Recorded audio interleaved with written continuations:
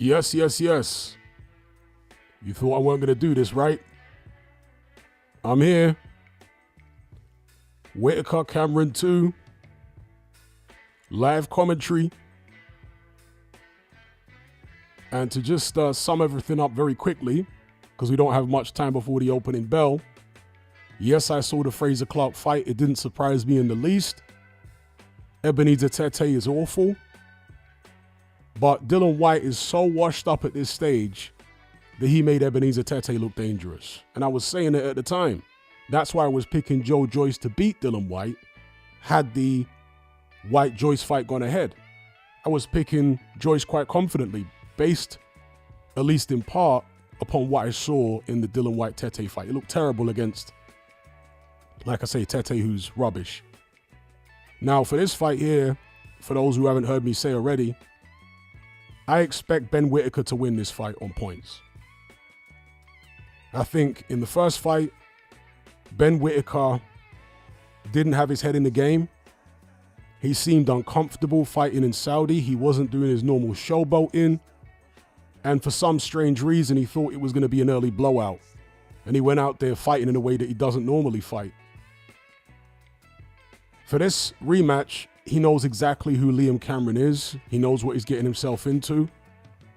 And he's fighting in his comfort zone in front of his hometown fans.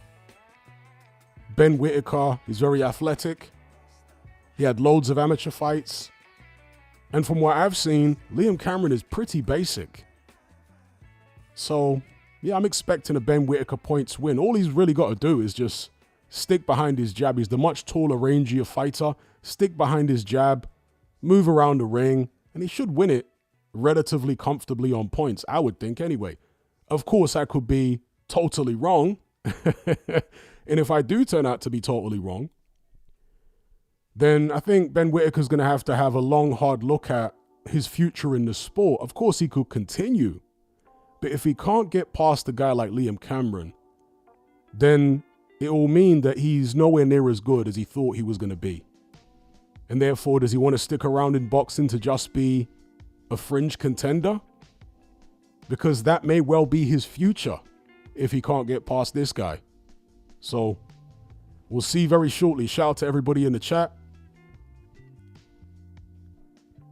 Shout out to Jaden Ellis for the super chat. The Brotherhood of Palpatine. That's right.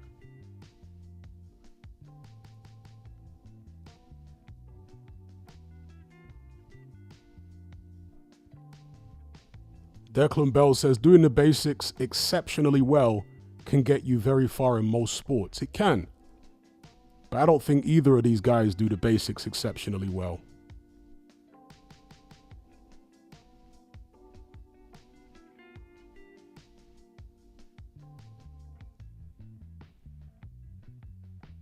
Yeah, shout out to Jake.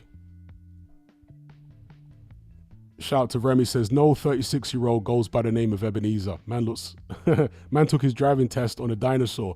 Yeah, Ebenezer Tete is clearly much older than his stated age of 36. He's got one of them African ages. You know, that was exposed a very long time ago in football, where a lot of the African footballers are using these fake ages. They're knocking literally a decade off their age.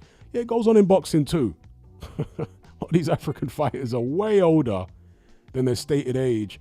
And in my estimation, Tete is definitely one of those guys. I mean, 36, are you having a laugh? Dillian Whyte is 37. Are you trying to tell me that Ebenezer Tete and Dillian Whyte look the same age? You gotta be kidding me. Tete looks a decade older than Dillian Whyte. And I have to imagine it's because he probably is.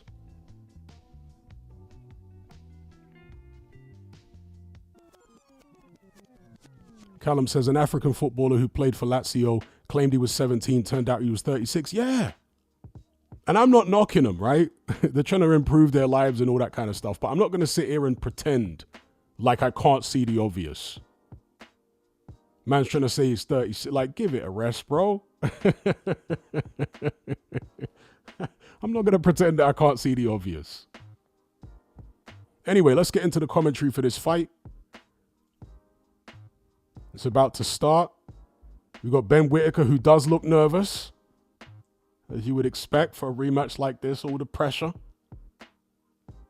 But I'm expecting him to, use his legs, height and reach, move around the ring, and revert back to what he did a lot of the time in the amateurs, in all those amateur fights he had.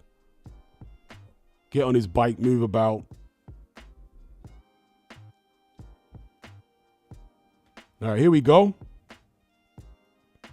Referee reading out the instructions. It is about to begin.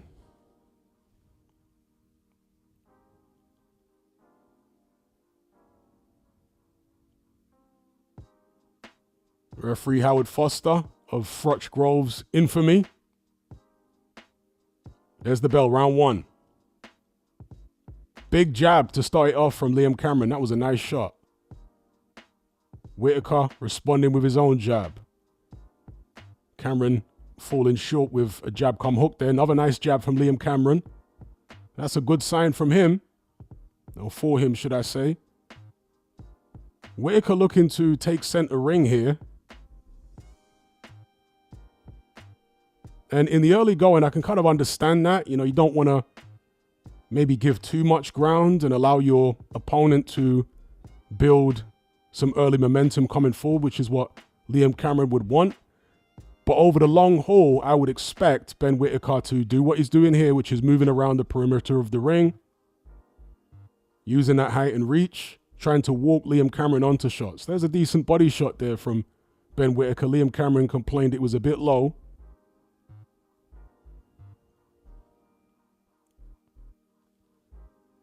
And that jab is going to be key for both fighters, actually. It's going to be key for Liam Cameron as far as trying to get in close, because he's obviously at a height and reach deficit. So he's going to need to use that jab as an entry point. And Ben Whittaker's using his jab to keep Liam Cameron occupied and keep him on the outside. So one of them is using their jab to try and get inside, and the other one is using their jab to try and keep the opponent on the outside. So Whittaker more busy in the early going here than Liam Cameron, as you would expect, again, having a height and reach advantage. But that's not necessarily a bad thing for Liam Cameron in the early going, because Ben Whittaker's expended energy. Liam Cameron, of course, would have prepared for that, being willing to, block a lot of Whittaker's shots to let him punch himself out a little bit, and then hope to take him into deep waters and drown him in the back end of the fight. Liam Cameron with a right hand to the body there was a decent shot. Ben Whittaker definitely moving now, sticking and moving, comes in to hold, and then punches out of the clinch. That was quite good from Ben Whittaker there. Is that some damage there on Liam Cameron's face? Oh, good right hand by Liam Cameron. Whittaker comes back with his own right hand.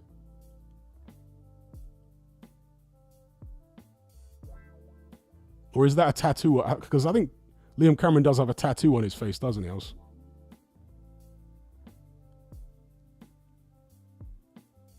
Yeah, as the Sky commentary team is saying, Cameron is obviously hoping to make Whittaker work harder than he wants to work. And that's a good jab there from Liam Cameron. Ben Whittaker with the showboating. Okay, so it's a Ben Whittaker round for sure. He was more busy. But Liam Cameron did land some nice jabs and one or two power shots as well. So he definitely wasn't blown out of the water there, Liam Cameron, in the first round whatsoever. Ben Whittaker's going to have to keep that up for 10 rounds. Can he do it? I was talking to some of the guys in my Element group, and a few of them don't think that Ben Whittaker can keep it up for 10.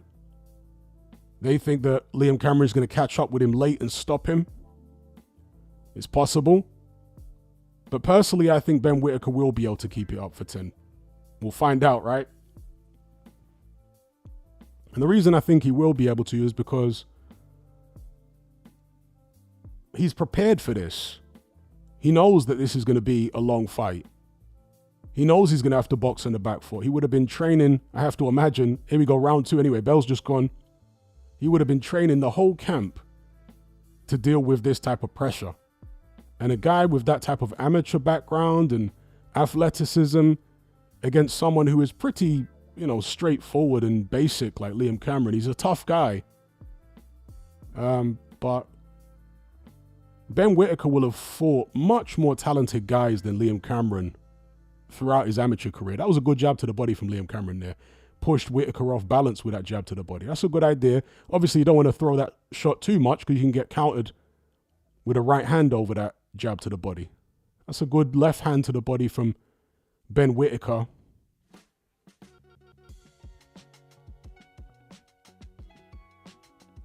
Liam Cameron's guard is pretty tight, but some of the shots are getting through.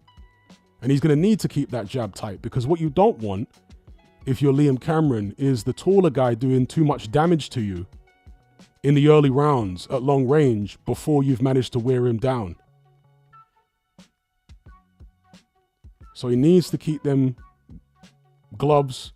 Yeah, Cameron bleeding from the nose, and that's obviously not good for him. I mean, a nosebleed is not the end of the world, obviously, in a boxing match. It's a very common injury, but it can affect breathing if it gets heavy. So, yeah, what Cameron doesn't want is... That's a good right hand there from Cameron. Left hand to the body, right hand to the head. That was a good shot. A creative combination, actually, from Cameron doing that. But yeah, Cameron doesn't want to be taking too much... Oh, good right hand. He's hurt, Cameron. Cameron's hurt. Body shots are going in from Ben Whittaker. Cameron's up against the ropes. Is there going to be a quick stoppage here from Howard Foster? Oh, come on. They didn't even call a knockdown. No, I didn't like that stoppage. Howard Foster again. Nah, I didn't like that stoppage, bro. Don't get it twisted. I picked Ben Whittaker to win this fight. I didn't think he'd win it this early, but I was picking him to win. So I'm not somebody defending an incorrect prediction here. But that was a Howard Foster special. Oh, come on. At least allow a knockdown to occur before you do something like that. Come on, man. Dear, oh dear, oh dear. I was worried. As soon as he had him up against the ropes, I was like, oh no, don't do it, Howard. Don't do it again, Howard Foster. Let's not play that game. And right when I said it, Howard Foster did it. Like, come on, man. Oh, dear. Howard Foster up to his old tricks. Oh, dear. That fight was shaping up quite well. It was shaping up quite well, quite interesting. Howard Foster went and did that. Oh, no. I mean, it was a nice shot from Liam Cameron. There's no Liam Cameron. It was a nice shot from Ben Whittaker. There's no question about it. Liam Cameron was hurt.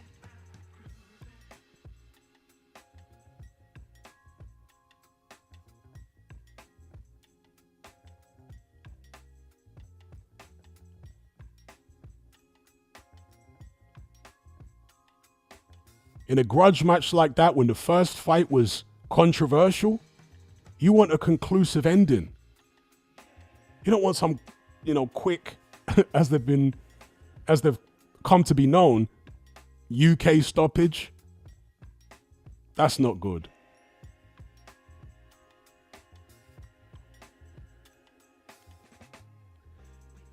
But yeah, we do need to have a look at this slow-mo replay.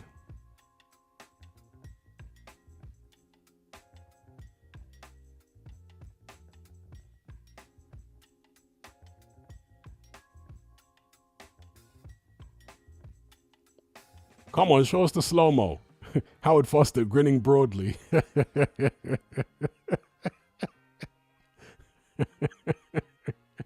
Yo, these UK stoppages are crazy, bro.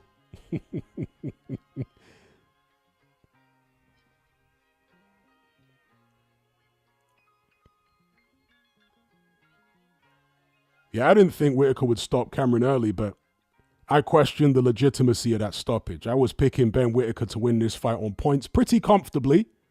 I was saying all along I expect him to win pretty comfortably on the cards, but, credit to him for hurting Liam Cameron in there and jumping on him.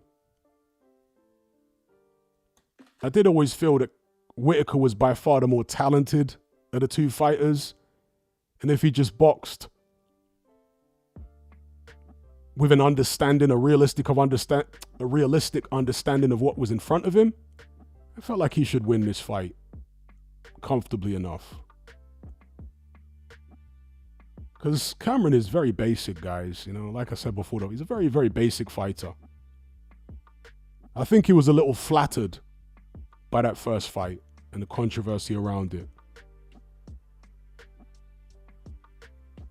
And as you saw in there, Ben Whittaker was far more comfortable from the opening round in this fight than he was in the first fight. There was something about being out in Saudi in an alien environment that made him just feel, you know, there's the big right hand. I'm looking at the replay now. Big right hand from Whittaker, and he piles on. And yeah, Liam Cameron's legs were definitely gone. But for him to just wave it off immediately like that, like, nah, man. Okay, he wasn't punching back, but his hands were up. At least allow a knockdown to occur. At least allow a knockdown. Nah, man, I can't believe Macklin is defending this. I know he works for Sky, and he's from the Midlands, just like Whittaker, but nah. At least allow a knockdown, bro. Cameron had his hands up. You can see his eyes are still, okay, he nearly goes down from that right hand to the temple, but no, let him go down first, man.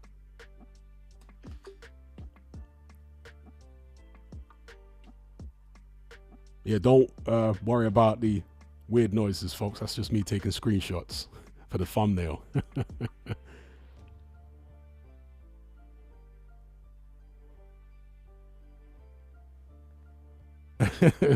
Got Ben Shalom jumping into the ring.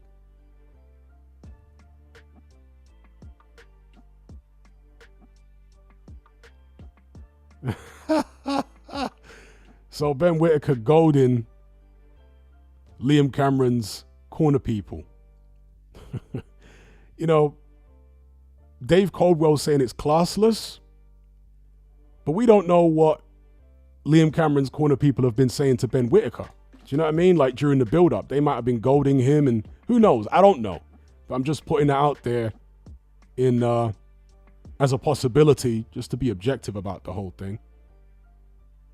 Is that Ben Whittaker's dad? Looks like Fraser Clark. Ben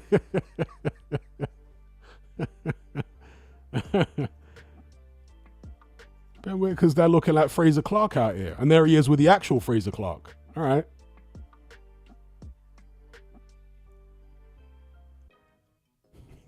Or was that big guy before in the long jacket Fraser Clark's dad? I don't know. I don't think so, but yeah, I saw it's Whittaker's dad. I'm looking like Fraser Clark out here.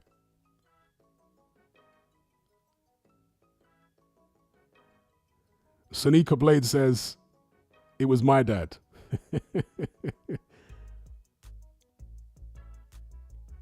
Trey Fraser says, Ben Shalom so corny. Pathetic. Yeah, nobody likes that stoppage.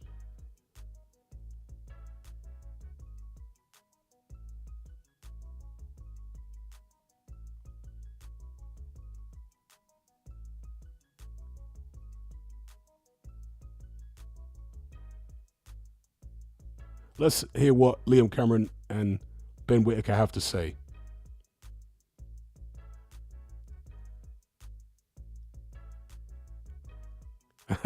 Ocean Blue says, I remember Whittaker saying his dad would need a seatbelt extender on a plane. So maybe that is his dad. He's a portly man.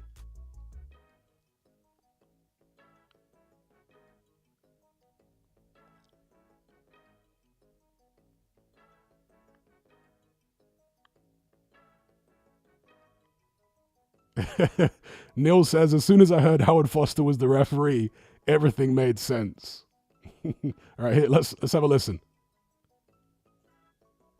What's Ben Whittaker going to say here?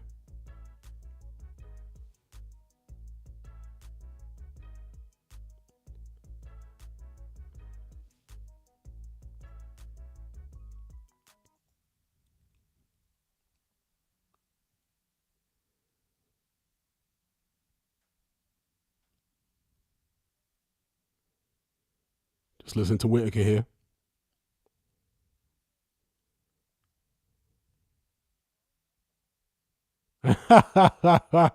He said I should have done the 12 now, shouldn't I? Trolling.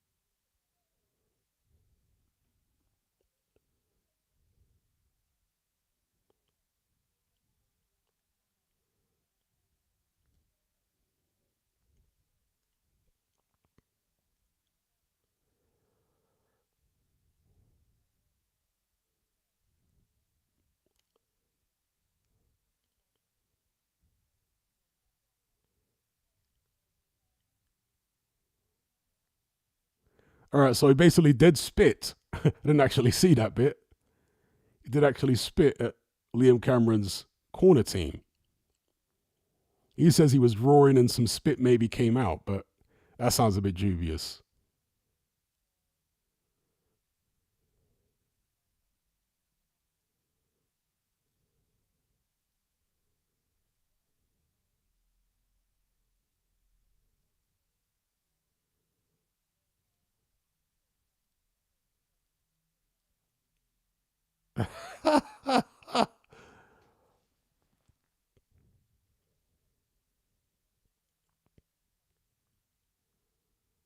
Yeah, there was showboating from Ben Whittaker in this fight, which to me showed he was more comfortable than he was in the first fight.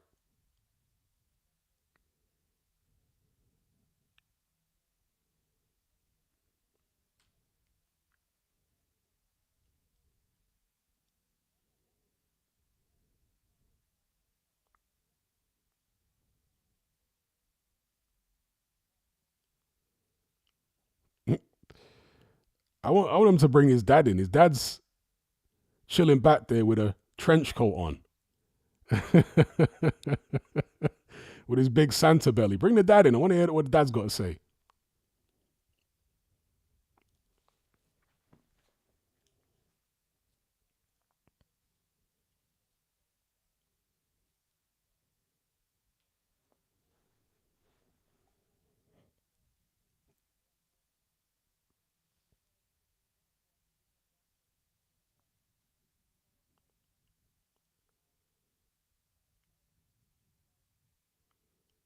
This is a long interview, man.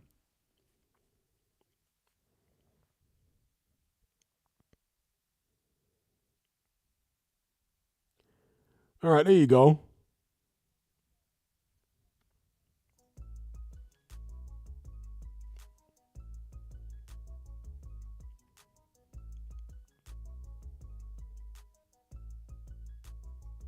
Let's get back to the shot room here.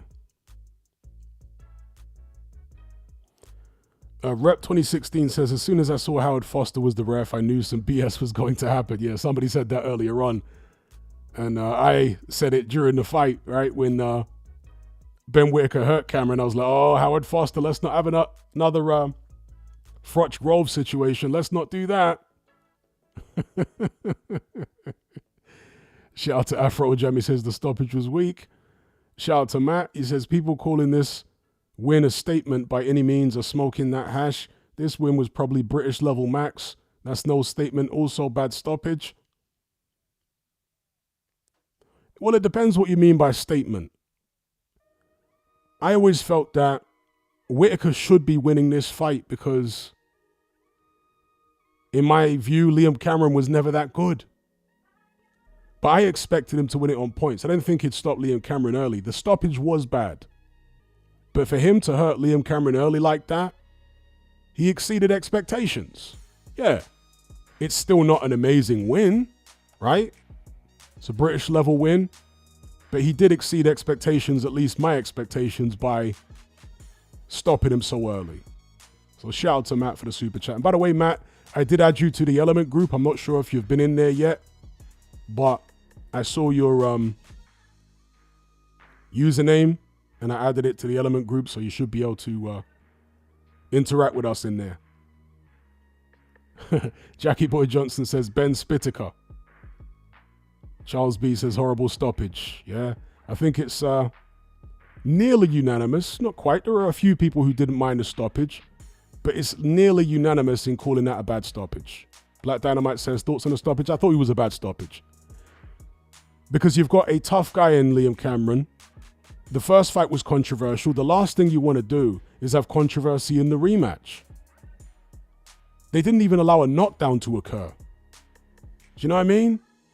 Do you think that if the shoe was on the other foot and Ben Whittaker had been hurt like that and he was up against the ropes but hadn't suffered a knockdown and he still had his hands up, do you think that Howard Foster would have jumped in and stopped it without even allowing for a knockdown and administering a count? I don't think he would have done, in my opinion. You got to give a guy like Cameron in a situation like that more of a chance.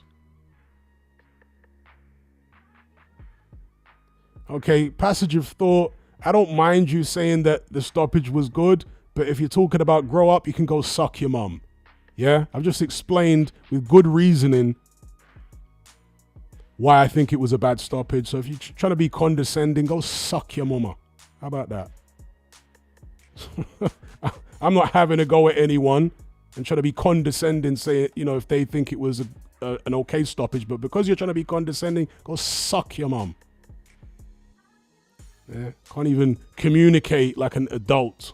Idiot.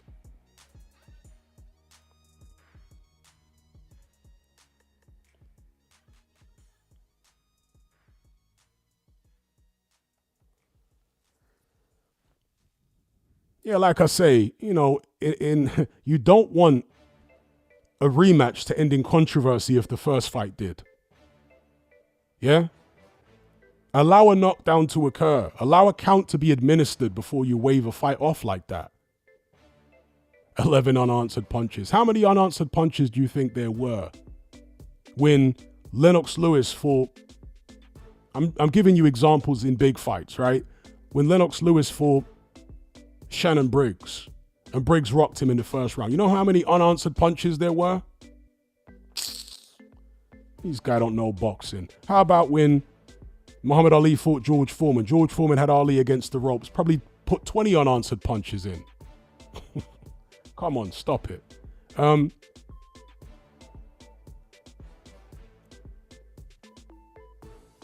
Should have allowed it to go on.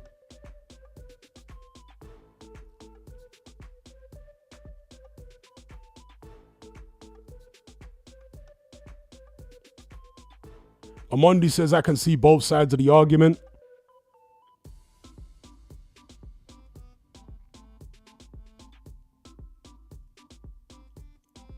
Mark Hatch says, it was early, but Ben was going to put a beating on Liam anyway, just like I said.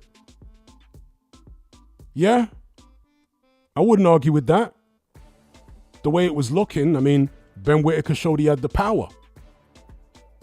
We know he had the height and reach and the skill and the speed and all that.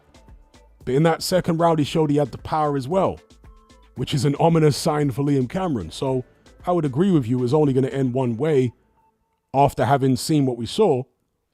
But still, given the controversy of the first fight, you allow it to go on a bit longer than that.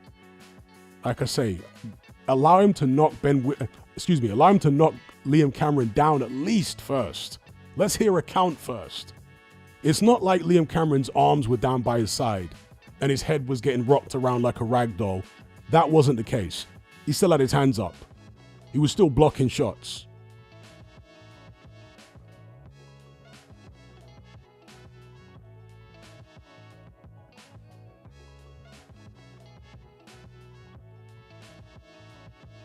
Shout out to AJ14 for the super chat. He says, bet big on Whittaker KO. I rate Andy Lee highly as a boxing man, and Cameron just seemed happy to be there in the build-up. I'll try my best. Big up AJ. And congratulations on your win there. Shout out to B-Tech Grime. B-Tech Grime in the chat.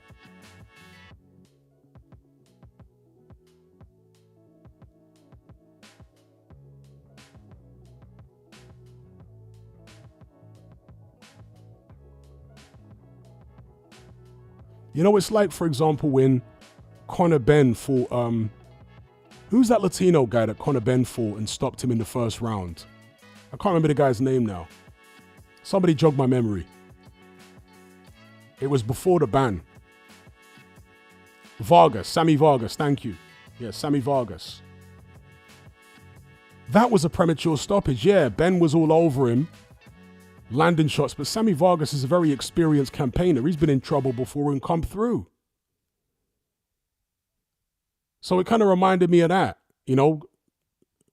Conor Benn rocked Sammy Vargas, had him up against the ropes, and the referee just dives in like, come on. See, this is why, for example, a lot of American fighters don't want to go to the UK to fight because of stuff like that. Like, come on. You know what I mean? And that type of stoppage doesn't actually help Ben Whittaker either. That's one of the things that Ben Whittaker fans are maybe not taking into account. That stoppage doesn't help Ben Whittaker. Because there's going to be a load of people out there unconvinced. Oh, we don't know what would have happened if the fight had continued, etc., etc. Now, I think he would have got the stoppage anyway, I suspect, based upon what I saw there. But either way, it leaves room for people to doubt Ben Whittaker still. So it would have been better for him even if he'd been allowed to finish Liam Cameron off properly. First round boxing says, just tuned in, 2 early stoppages, big up Hatman. Yeah, to be fair, the Ebenezer Tete stoppage was also early, but at least there'd been a knockdown. Yeah? See, and that's a good comparison, actually. I'm glad you brought that up, because that was seen as an early stoppage, but there'd been a knockdown there. Fraser Clark dropped Tete. Heavy. With this one, there wasn't even a knockdown. They just jumped in and stopped it like, come on. Exactly, Afrojan. Whittaker don't even get a highlight reel edition.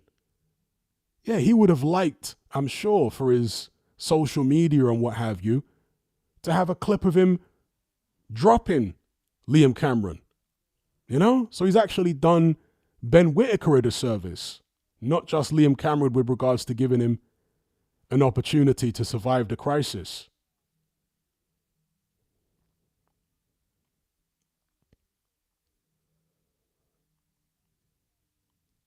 Ayad says he couldn't wait to stop it. I agree.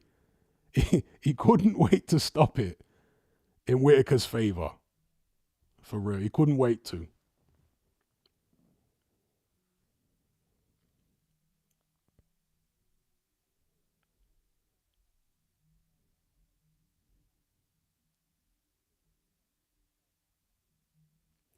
Nick says 15 unanswered punches and he was punched down like he was going to take a knee. That's why it got stopped. Somebody earlier said it was 11. Now you're saying it's 15. I've been watching boxing since the 1980s. Okay? I know what stoppages normally look like. There have been countless fights. Literally, I couldn't count them because there's so many. Where somebody takes more than 15 unanswered shots and they come back to win the fight. I'm not saying that would have happened in this instance. I don't think it would have done.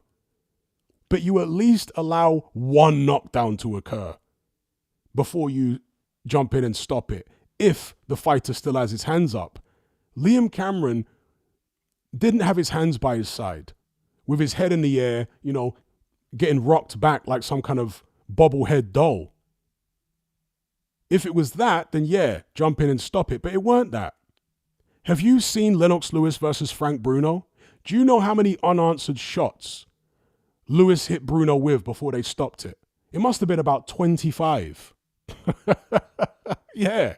Well, how about Frank Bruno when he fought Mike Tyson the first time? How many unanswered shots Mike Tyson hit him with before the referee stopped it? I think it was Richard Steele. Mike Tyson must have hit him about 30, 40 times before they stopped it. Now, I'm not saying that we need to go back to the 80s because it was a more brutal time, but, bro, I've seen boxing, I know boxing. I used to box myself. Obviously, amateurs, they stop it very quickly generally, but still, I'm a boxing man. I'm not new to this. I'm not some casual, okay? And that was a premature stoppage, even by today's standards in most countries. You go to America, people are going to be saying, nah, that's a premature stoppage, mate.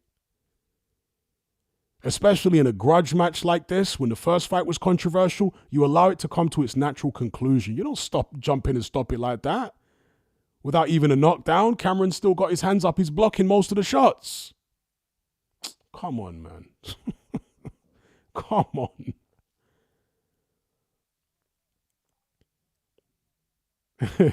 Star Fox says the next Whittaker fan will say it was 500. Indeed.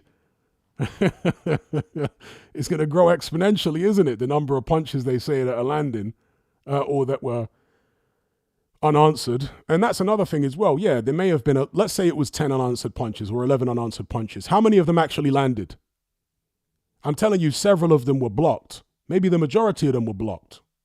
There was a couple of good ones that got through. Yes, the initial shot that started the sequence was a very nice shot. Liam Cameron's legs did a funny dance. And there was a right hand to the temple of Liam Cameron, which nearly sent him down when he was against the ropes. He kind of just, his legs dipped momentarily. So there were two real good shots that did land.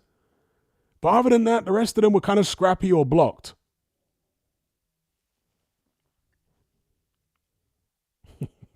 Someone says, Howard Foster lives for the early stoppage.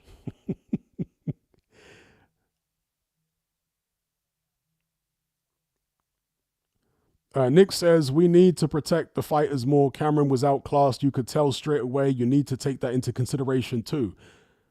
I hear you. Nick. Okay?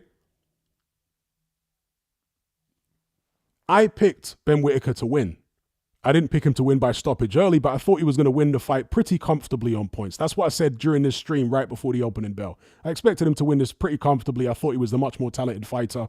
I thought people were actually overselling Liam Cameron a bit, to be honest.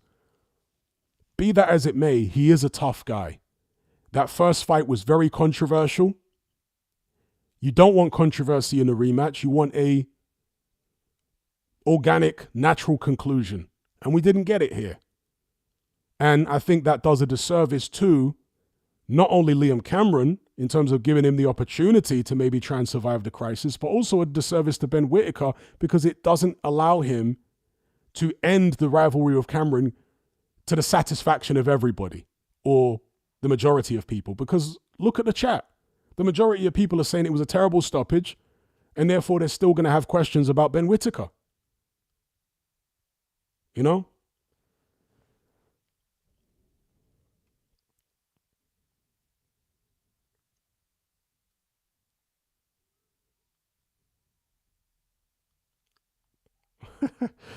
Artak says, how many boxers were discombobulated on this card with their head gone to Babylon?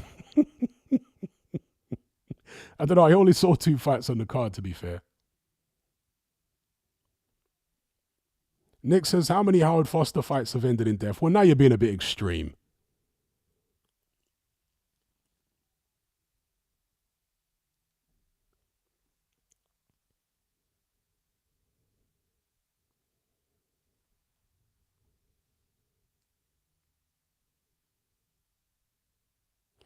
Aaron says, early stoppages are good for fighter safety. Well, let me ask you this, Nick.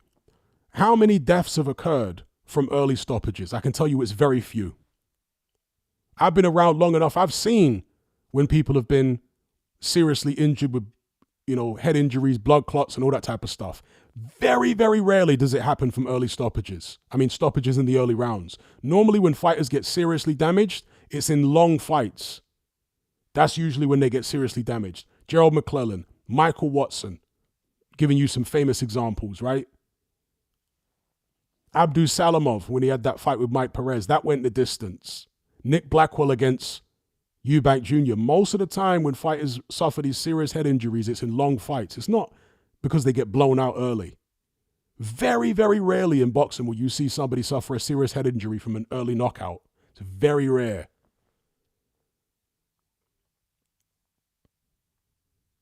And this is actually one of the downsides of having a good chin. If you've got a good chin and you take a lot of shots, you're actually at greater risk of suffering a serious head injury than somebody that doesn't take a good shot. Because the guy who doesn't take a good shot, when he gets clipped early, he's finished. He'll probably get knocked out cold or something in the first or second round, and he'll be okay.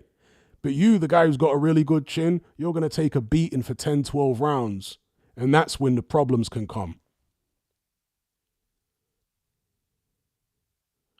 And this was in the second round, Liam Cameron. So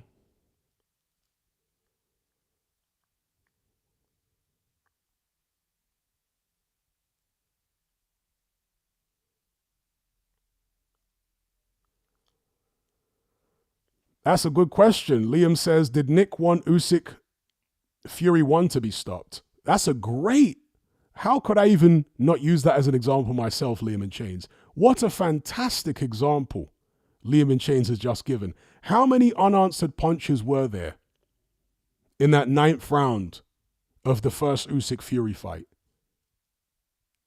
It was a lot more unanswered punches than we had for Ben Whittaker, Liam Cameron too, that's for sure.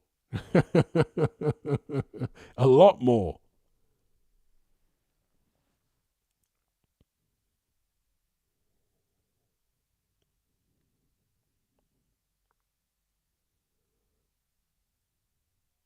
Evil Uncle Phil says it was an undisputed fight, though. Yeah, it was an undisputed fight.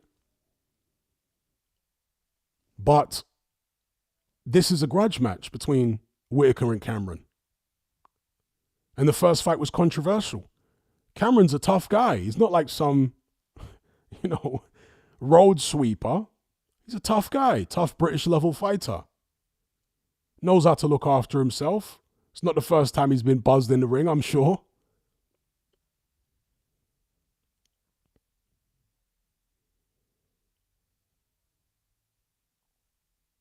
But anyway, Nick says he looks like a road sweeper. Well, I didn't think he was on Ben Whittaker's level. That's why I picked Ben Whittaker to win confidently.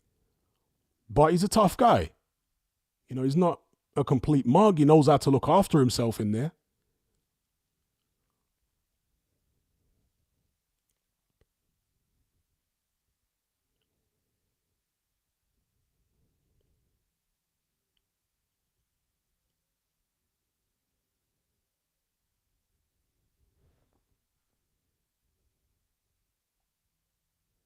Evil Uncle Phil says, I called it by stoppage, but I thought we'd get at least 6 rounds. Shout out to everybody who called it by stoppage, because I definitely wasn't one of them.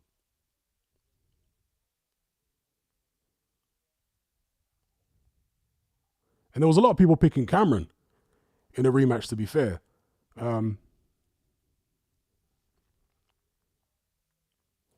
out to AJ14 for the super chat. He says, if you was to give anyone the chance to fight on their shield, it's Cameron. Amount of fighters we have in much worse trouble that come back. Who's to say Whittaker does gas out and Cameron comes back? Indeed. Especially in a grudge match like that, where the first fight was controversial. I just feel like it was premature.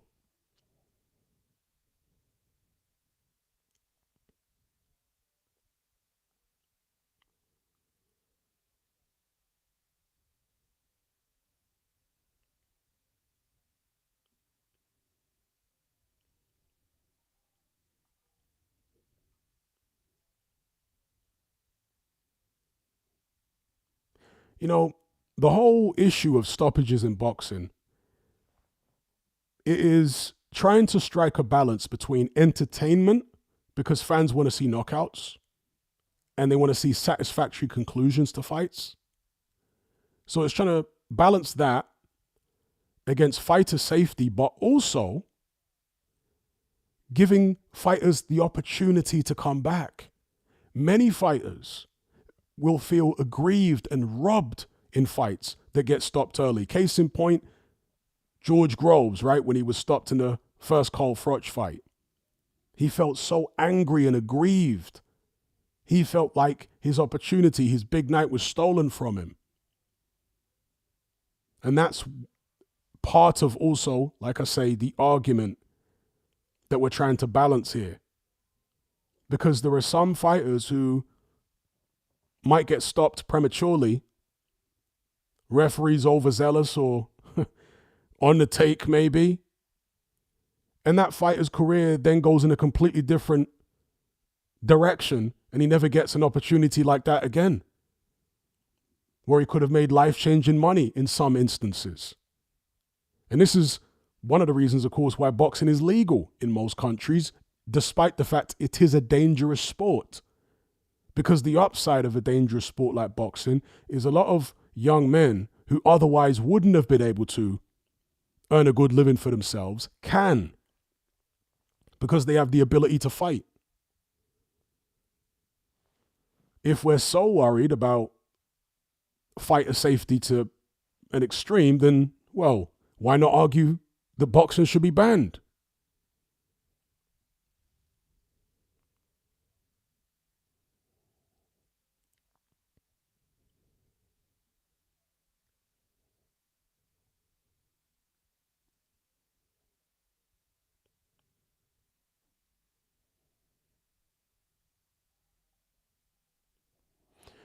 Island Grill says Adeola Depot is insisting that it was a good stoppage. That's okay. That's his opinion. I disagree. I think he was premature. I think it robbed Liam Cameron of an opportunity, and it robbed Ben Whittaker of a conclusive stoppage.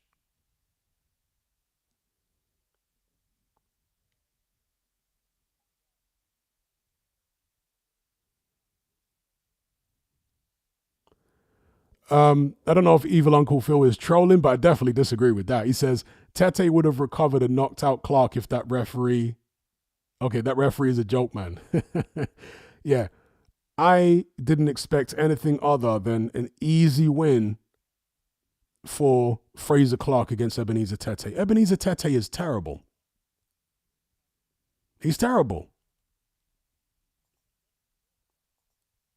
The Dylan White fight wasn't a matter of, Ebenezer Tete looking good. It was a matter of Dylan White looking absolutely diabolical.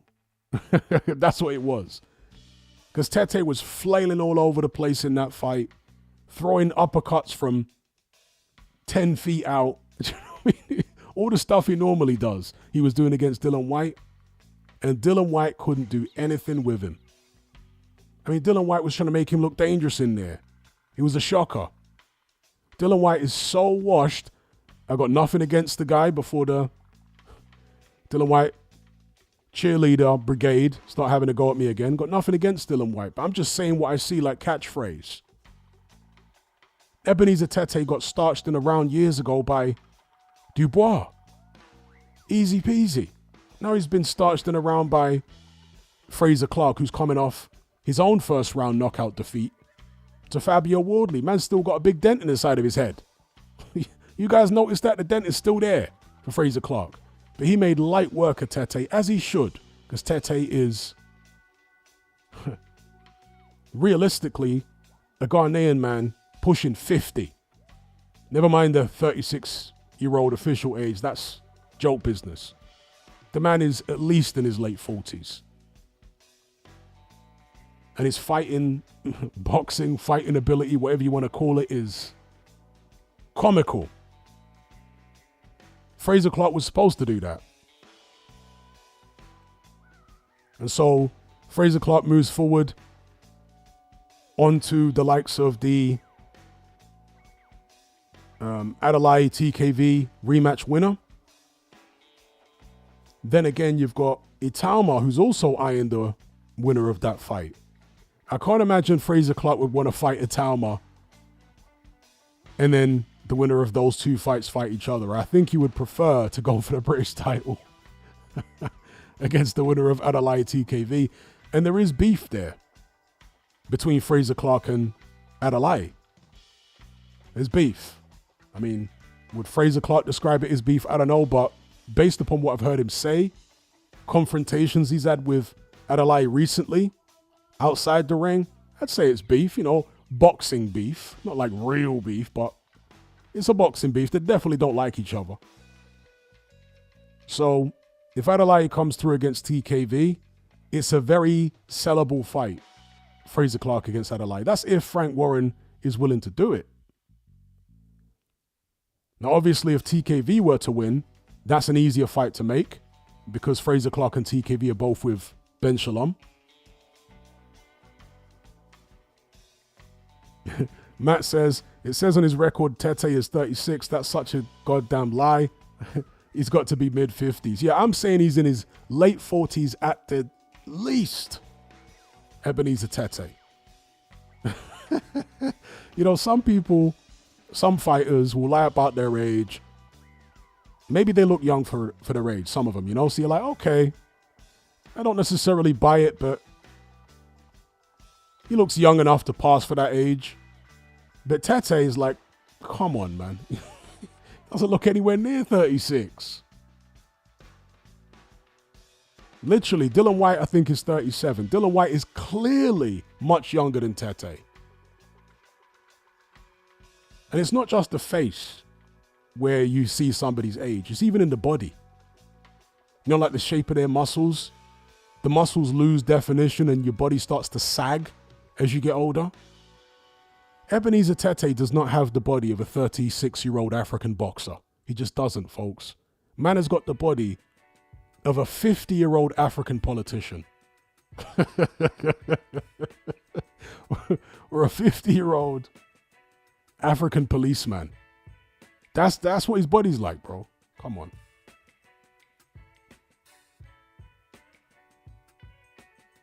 Evil Uncle Phil says, Jazz says African dictator. Nah, he doesn't have the body of an African dictator because African dictators always have a pot belly. And Tete doesn't have the pot belly. No, he doesn't have the pot belly. Bacoli has the African dictator body. But Tete, no, he's got like a lower rank African politician body or an African policeman's body. Because the dictator always got a big pot belly because he's living high on the hog,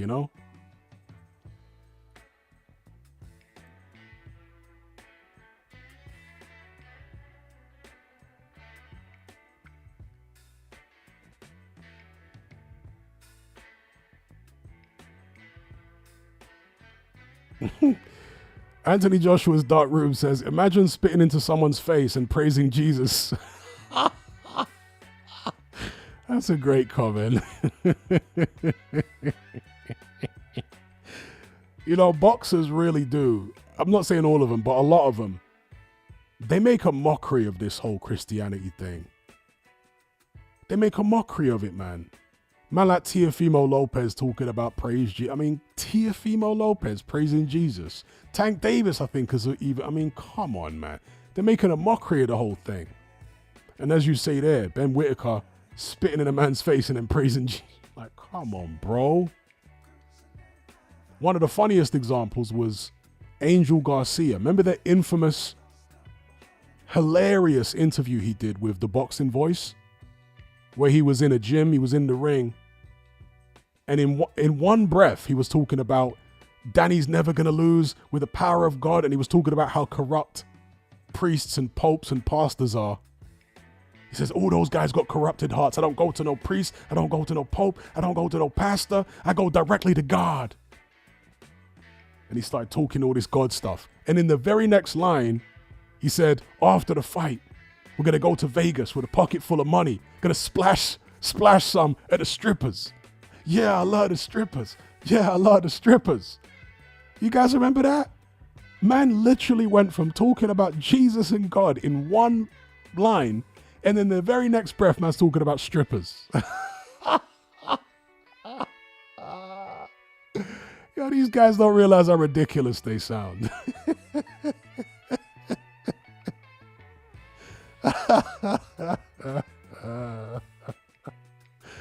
Oh, it's wild.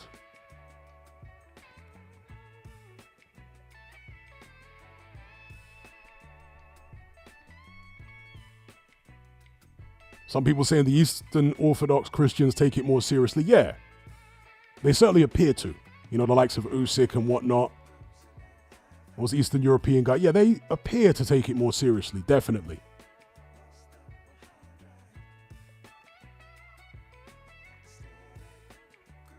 And yeah, let's not even talk about Tank's absurd supposed conversion to Islam. I mean, are you having a laugh?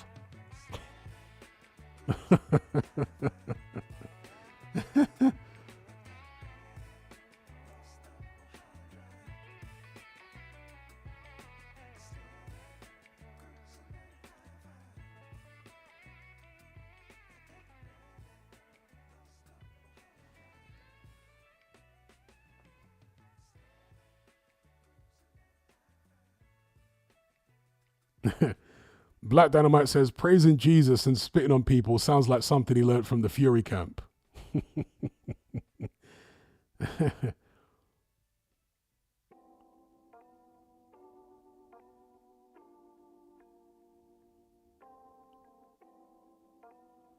Yeah, Miller's another one. Dear old dear. Talked about converting to Islam and then he's going back to... But you know why they do it, these guys?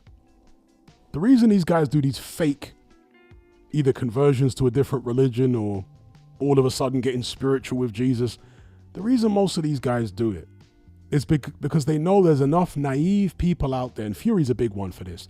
They know there's enough naive people out there who are going to follow them based on their belief that this person is actually sincere in their religious convictions. Fury in particular does that. He knows there's loads of naive people out there that really love Christ and all that, and they're going to follow him and support him and give him their prayers and all this type of stuff. So he plays on all that. Like so many pastors, you know?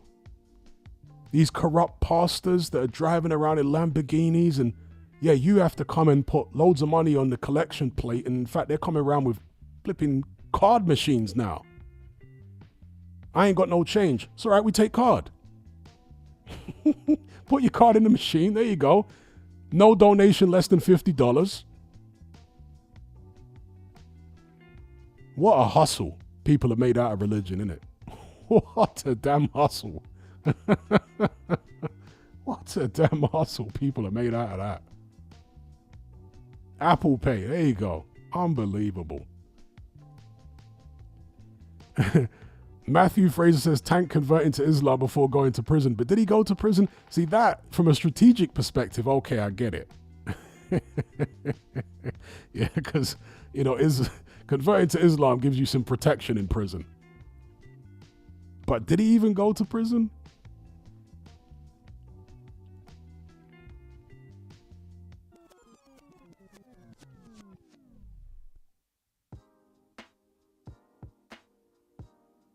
And I'm not having a go at religion here, by the way, folks, in case there is anyone out there who is religious. I'm not having a go at religion. I'm just saying that there are people, many people, who use religion as a hustle. And many of them are people who a lot of religious people look up to.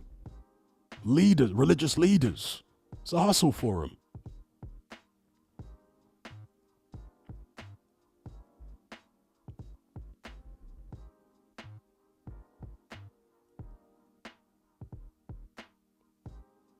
Chrisix, I'm going to pronounce your name that way, says, didn't really realize Sam Egerton was still fighting. Me neither. When I saw him on the card, I was surprised. Feels like Sam Egerton's been around forever. And his defense hasn't got any better, I can tell you that. He was still getting hit with all sorts of shots. Man's brain must be soup at this point. Sam Eggington. Shout out to Swaggins. He says, I have to laugh at Tate's religious conversion. Yeah, that was one of the fakest conversions. I mean, the absurdity of it was just incredible to me. I find Tate to be a comedian. You know, the stuff he says is hilarious a lot of the time. He's an intelligent man. But I take him as an entertainer. What really just had me shaking my head was when he did this fake conversion to Islam and there was a bunch of like Muslims taking him seriously. I was like, you gotta be kidding me. You think this guy's sincere? Like, dear, oh dear, oh dear. How can people be that naive?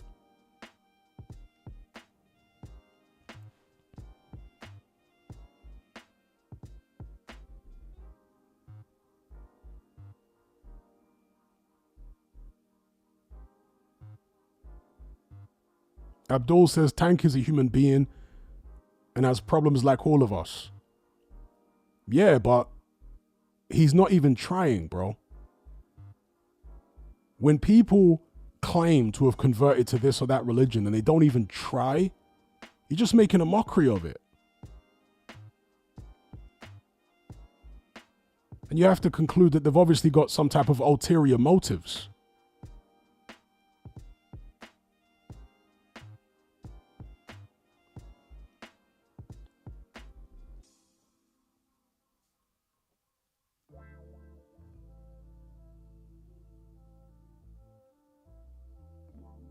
You see, I'm not religious, even though I share a lot of values with the Abrahamic religions, not all of their values and whatnot, but a lot of them.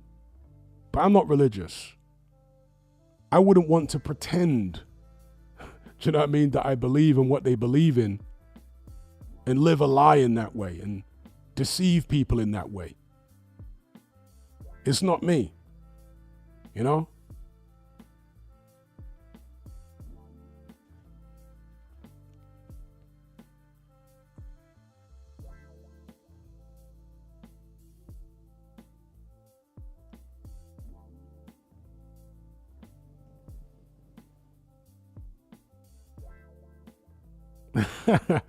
Afro Jam says some of them big churches in Atlanta have turnstiles to tap your card like Oyster cards at the tube station before you enter. You see, that doesn't even surprise me. The black church in particular, especially in the United States, is, oh my God.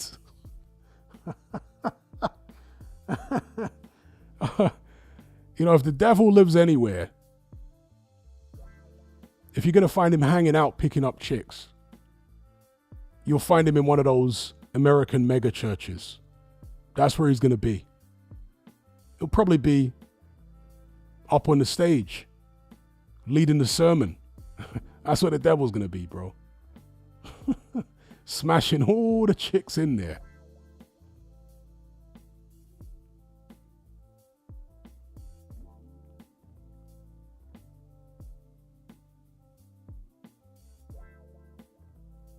Yeah, I've seen that Kenneth Copeland. His eyes are crazy.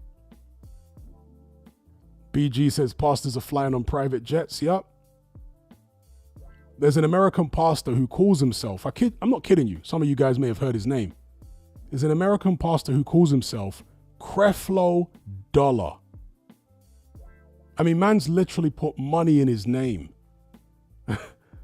I've seen some of these pastors on stage and people in the congregation have literally poured money on them. I remember seeing this video where this guy's literally dancing in money on stage, a pastor. And he's like shucking and jiving and dancing with all this money beneath his feet in front of his congregation. I mean, how wild is that? How wild is that? Tim Lowe says Cash Cow gets the corrupt stoppage. Yeah, most of us are in agreement that it was a premature stoppage. Tim Lowe says, don't see Whittaker going past European level.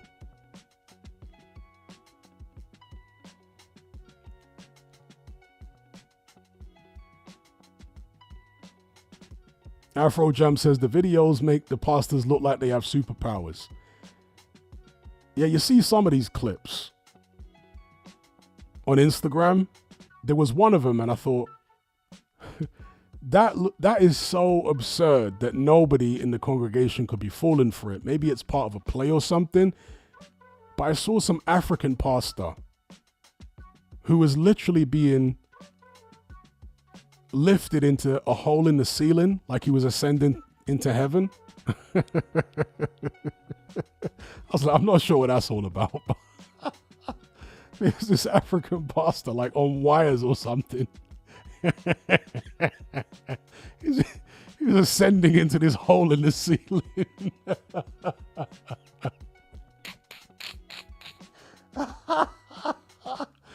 Yeah, that was crazy.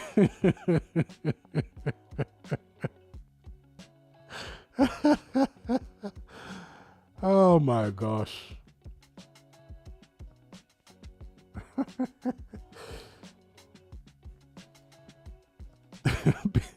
BG London says, pastors healing people is hilarious. Yeah, a lot of the time they're plants. You know, they have people planted in the audience who are going to pretend to be possessed. And then the pastor comes along to heal them and in the name of Jesus and all that stuff. What a show. Shout out to Black Dynamite for the super chat. He says, Mace became a pastor once his career died down. That's right. Pastor Mace. But now the podcast game is lucrative. He's decided to come back and be a podcaster with his old friend Cameron. Interesting, isn't it?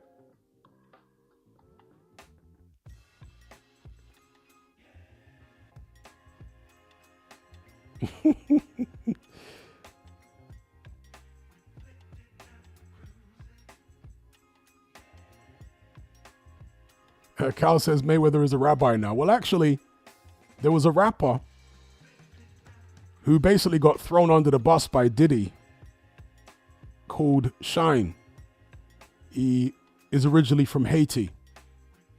And after he got thrown under the bus by Diddy, he went to prison over the shooting thing. And when he came out of prison, he became a Hasidic rabbi. Yeah, I think he's dropped all that now. Shine Paul, I think he's dropped all that now. Excuse me, not Haiti. Thank you, Evil Uncle Phil. Belize, excuse me. Yeah, not from Haiti, Belize. Correct. From Belize.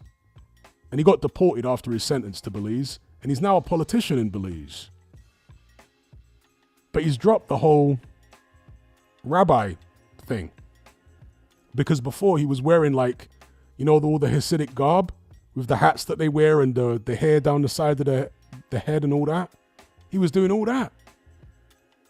But as soon as he got the gig as a politician, he dropped it. So maybe he was hoping that going down the Hasidic route, he could, I don't know, find some friends in high places. And was that his angle? Because he dropped all that now. He's got a relatively cushy job as a politician in Belize. People do what they do, right?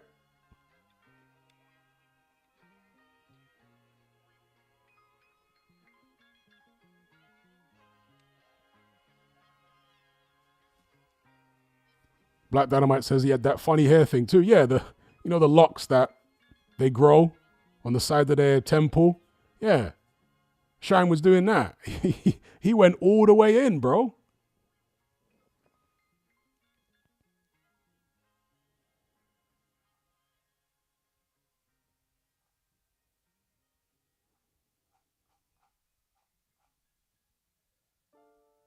BG London says, Shine featuring Barrington Levy song was dope.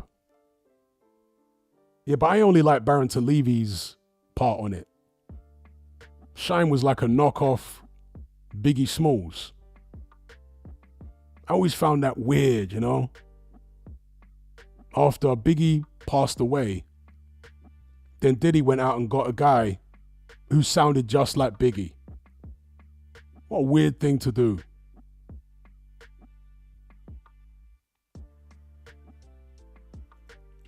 Shout out to Mohammed for the super chat. He says, thoughts on Shiraz's next fight in trainer? The rumors are his next fight is going to be against Edgar Berlanga. That's a tough fight. I mean, moving up to 168. Berlanga's got some experience now. He's been in there against Canelo. And didn't win the fight, obviously, but he hung tough in there. For Shiraz's first fight at 168, that's tough. I have to imagine he'll be the underdog going into that fight. I don't know if they've sparred. Shiraz has done a lot of training and sparring over in the United States over the years, of course. So I don't know if he's been in the ring with Berlanga, and maybe that's why he's confident enough to take that fight as his first one at super middle. I'm not sure. But it's a tough fight. It's a tough ask, especially coming off a loss. So it's a good fight. That's what I'll tell you. And Shiraz is training with, is it Andy Lee now? He's training with, correct me if I'm wrong. Somebody please correct me in the chat if I'm wrong about Shiraz training with Andy Lee. Yeah, it's Andy Lee. Okay. Also, I saw a report online that Berlanga is or has signed with PBC now. So he was obviously with Eddie Hearn. They had some type of issue towards the end of their relationship, and now Berlanga is going with PBC. I'm not sure that's the right move, to be honest, but Berlanga isn't the sharpest tool in the box. And I say that because PBC don't have many dates, do they?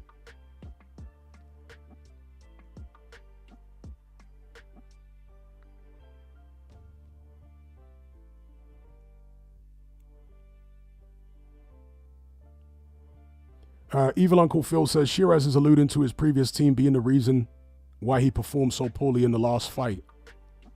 Well, proof is in the pudding, we shall see. Personally, I think that's a bit of a stretch. I think that Adames just highlighted Shiraz's limitations. I think it was Adames's head movement that just threw Shiraz off completely. He couldn't deal with a guy who moves his head that well. I think that's all it was. He may have hurt his hand as well, which doesn't help, but ultimately I think it had more to do with Adames's head movement. Adames is a tricky customer, you know?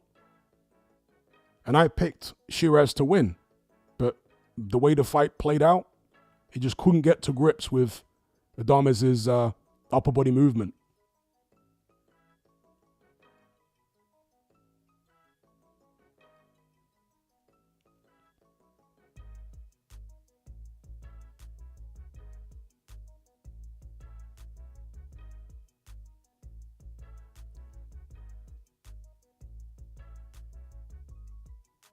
So yeah, shout out to Mohammed for that super chat.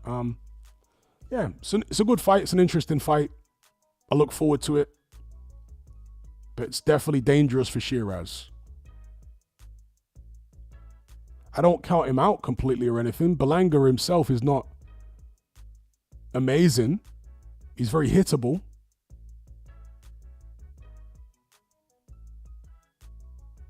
Berlanga's got heart. He's got power. But he's been on the floor. He, like I say, doesn't have the greatest defense.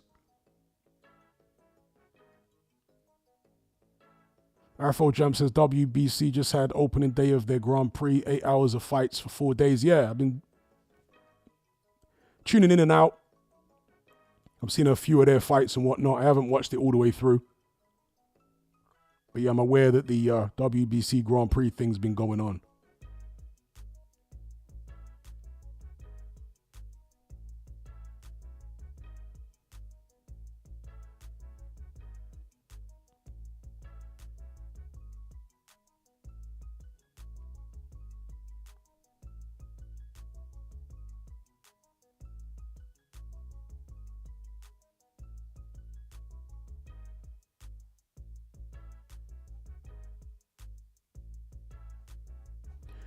Jazz says, what happened to Andrade? Well, after he got destroyed by David Benavidez, he's drifted back into the obscurity from which he came. Most of Andrade's career was fought wallowing in obscurity. There was that brief period where he was with Matchroom and his profile raised a little bit. He still didn't become a star, but his profile raised a little bit during that brief period with Matchroom when they were fighting in, where were they fighting now? Was it in Boston? Because Andrade's is he from Rhode Island? He's from somewhere close to Massachusetts, not far anyway. But they were fighting at an arena that was like, I can't remember the name of it. It had something to do with hot dogs, the name of the arena.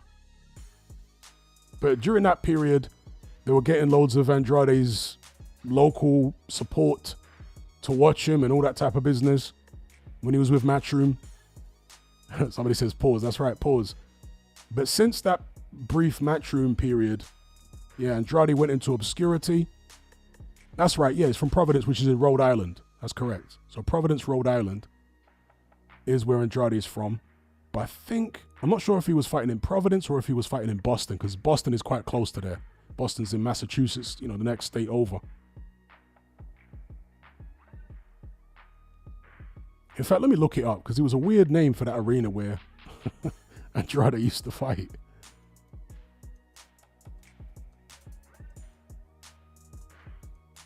Demetrius Andrade. Let's have a look here.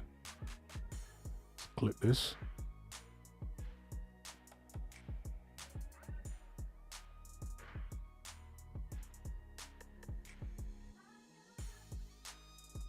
I was thinking hot dogs. No, it was donuts. The Dunkin' Donuts Center, Providence, Rhode Island. That's where he kept fighting.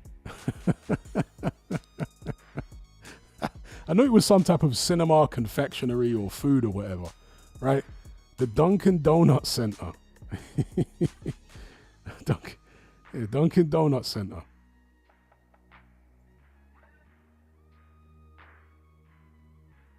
Tim Lowe says, thoughts on Fraser Clark versus Dylan White next, Hatman? Fraser Clark beats him. Yeah, I think so. I think Dylan White is washed up enough now for Fraser Clark to actually beat him. Might even knock him out.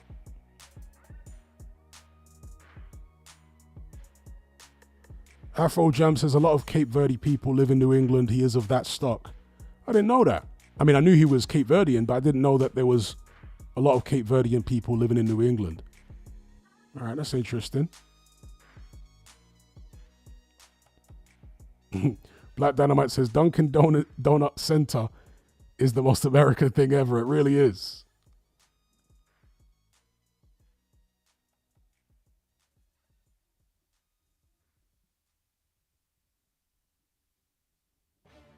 Okay, interesting question from Jake. He says, Hatman, do you feel like so many fans, the promoters get carried away with their fighters' ability? Or are they just so good at lying, they know deep down when they're above their head and gonna get beat? I think it's both. I think in some cases, a promoter will genuinely get carried away and believe in the fighter. But in other cases, they're just lying. And sometimes it's a mixture of the two. Sometimes they believe in the fighter to a certain extent, but they exaggerate how much they believe in them to the public. So I think it's both.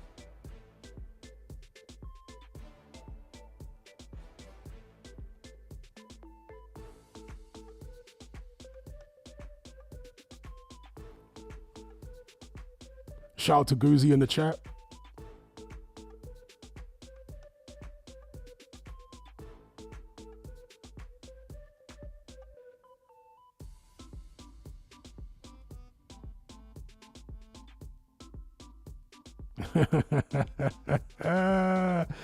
Of course, Jazz.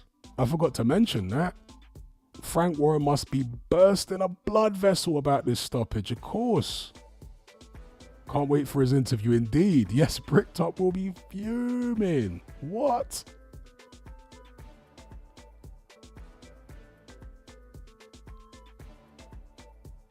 Speaking about what happened to who remembers the grime rapper called Fuming from East London? I think he was from like Leighton or somewhere.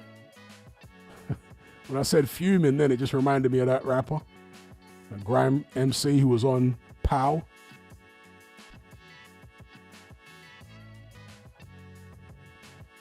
Whatever happened to him?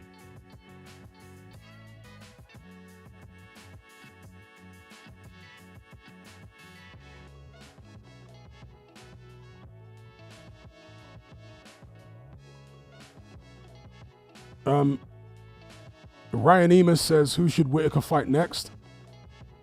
I think he should fight Dan Aziz. That's what I think Whittaker should fight next. Dan Aziz.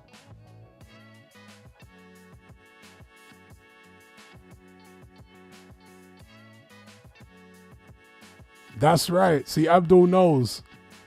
Style of the Fume, Howl at the Moon. That's right, on POW. Yes. He was not bad, to be fair. I don't know why he didn't blow up, because, or maybe it's because he fell out with Lethal B, didn't he? And then Lethal B maybe killed his career with shady moves in the industry. I think that's probably what it was.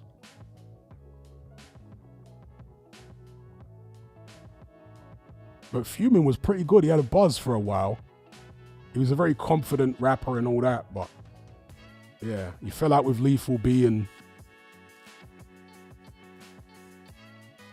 Abdul says it was Trim who done him, bro. Trim doesn't have the power in the industry to shut anybody down. I know he had beef with Trim, but Trim doesn't have that kind of power in the industry. Whereas Lethal B does have enough power in the industry to shut somebody down if you don't want them getting anywhere, you know, to make sure that the doors are all closed for them. Lethal B has that kind of power. Yeah, beef with Trim, but again, Trim is not going to be able to do anything by way of the industry to stop you.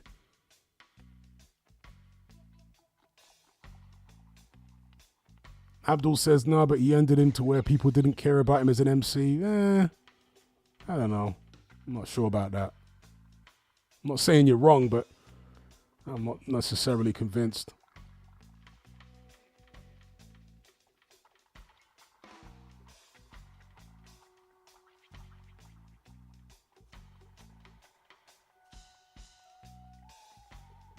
Rich says he got stabbed up. Well, so did Dizzy Rascal, right? Getting stabbed up is not, you know, the end of your career. Sometimes it's just the beginning. Dizzy Rascal got stabbed up.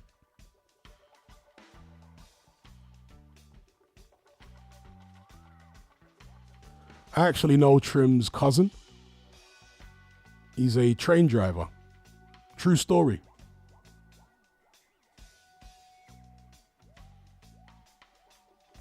Tim says Frank Warren got stabbed up too back in the days. He got shot up. Don't know about stabbed up.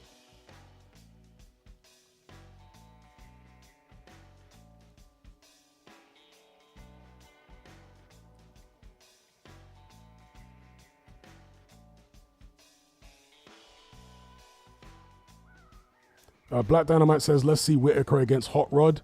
I reckon that might be a bit too much for him at this stage, you know. I reckon Hot Rod might be a bit too much. I would say put him in there against Dan Aziz, see how he gets on. And I would actually favor him against Dan Aziz. There was somebody in there saying that Dan Aziz knocks him out. Personally, I think he would beat Aziz. I'm not saying Aziz has got no chance. Aziz is better than Liam Cameron. But I think he's a bit long in the tooth now, Dan Aziz, you know?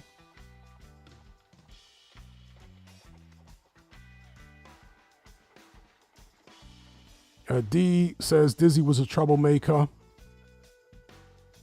That's relative. He got stabbed up because of something he really shouldn't have done. It was over a girl and he touched the girl inappropriately, then ended up being stabbed up for it.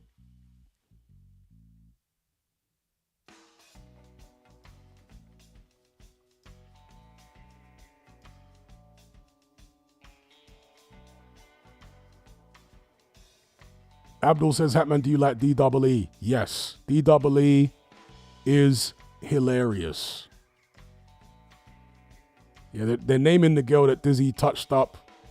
I didn't want to drop her name, but yeah, that's her name. That's true. And she was dating a very dangerous, from a street perspective, someone quite dangerous. Actually, was it at that time or was it afterwards? Because she ended up dating someone very dangerous from North London. But at the time, I think she might have been dating somebody in in So Solid.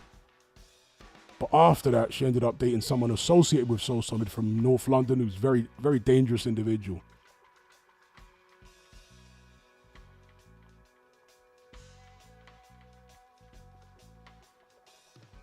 Afro Soul says, just watch the rematch. What's with these British refs and premature stoppages? Yeah, it's crazy.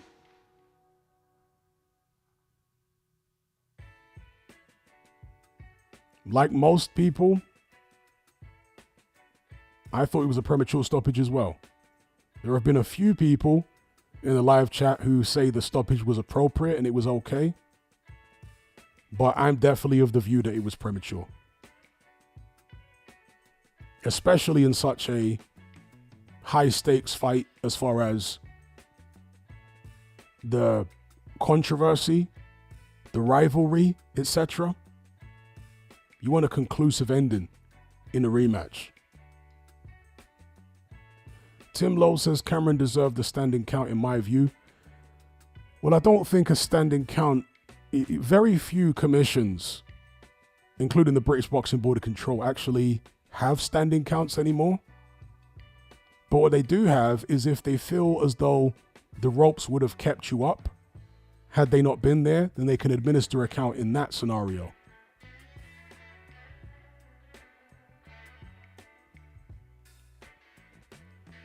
Encircled says standing counts aren't legal in boxing, haven't been for years. Well, I don't know about everywhere in the world. There might be some states in America where they're still permitted. I'm not sure. Remember, there are 50 states. And in some of the more obscure states, they may still have these older rules. But they were phasing out standing counts even in the early 2000s.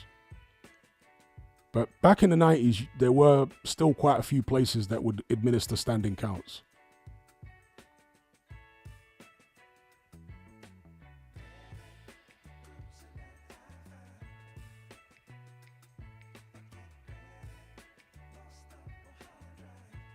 Encircled summed it up well. He said, Whittaker hurts him, misses 10 shots and lands one more, then it's over. Pure BS. I agree. Star Fox says, is Crazy Titch out of jail yet? Hell no. Crazy Titch got what, 35 years? And he went in, when was it? 06, 07 or something like that when he went in? He got 35 years. So he's not going to be out until he's in his 50s. Was it 32? There or thereabouts. So yeah, he's got a long way to go still.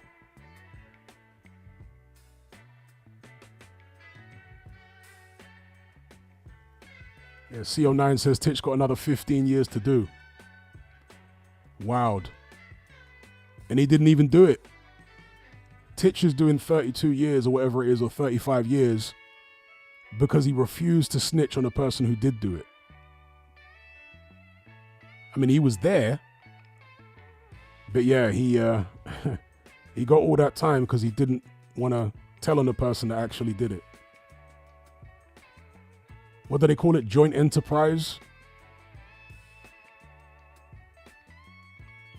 Afro Soul says most of the follow-up shots were hitting gloves. Now I think he would have eventually stopped him, but the ref should have let the fight go on. I agree.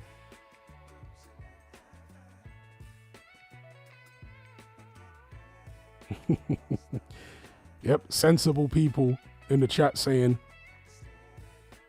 they would have sung like a canary if they were facing 35 years for something they didn't do.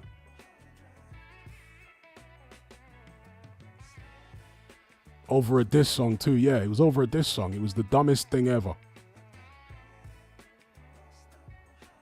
The dumbest thing ever.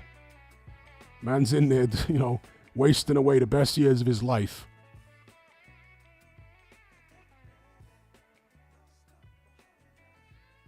Over something he didn't even do. Liam says, just joined Who's Crazy Titch. He was a grime rapper from the early 2000s who had quite a buzz and what have you.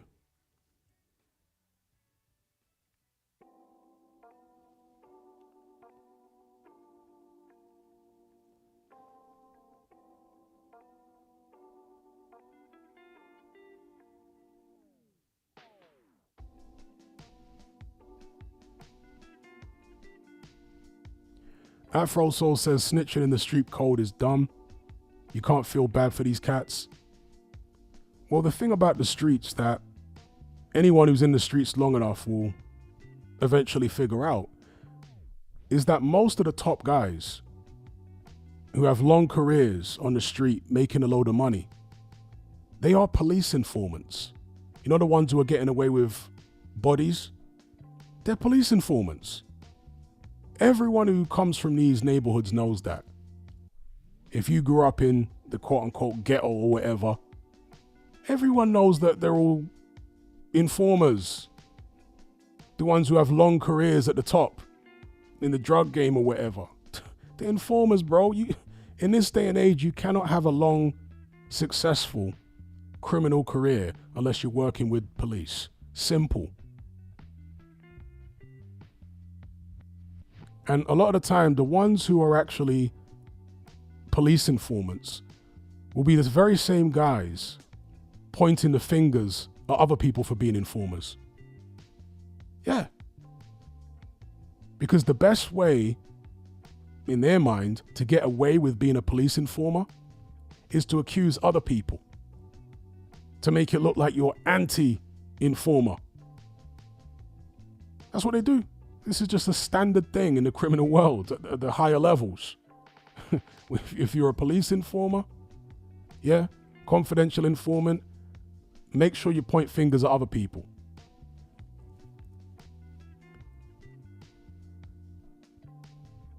Afro Jam says informant is different from regular snitch. They will set up other people, which is even worse. Yeah, that's what they do. Police informants get away with all sorts of bodies, red rums. They're allowed to do their dealings and make all their money. And in exchange, they give information to the police about other criminals who the police can fill quotas with, doing, raids and all that type of stuff. Yeah. This has been going on since forever. Everyone knows this. If you grow up in the inner city, everyone knows that that's how it is. Once you reach a certain age, it's only the naive young boys who haven't been around long enough that think that these top guys are all like stand up, would never snitch. I mean, are you having a laugh? Oh wow, I didn't know this. Joey says Hatman Charles Conwell lost in an upset last night. Wow, I didn't know that.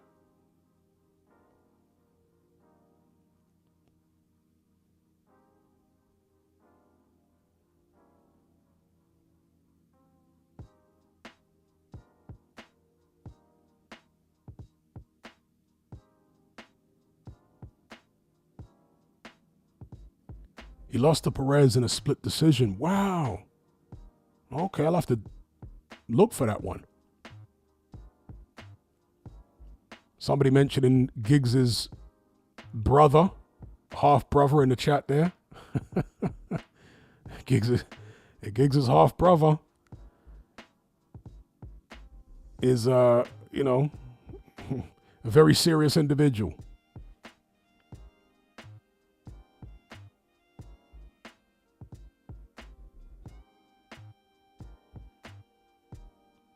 Dom says you're bang on the money about informing.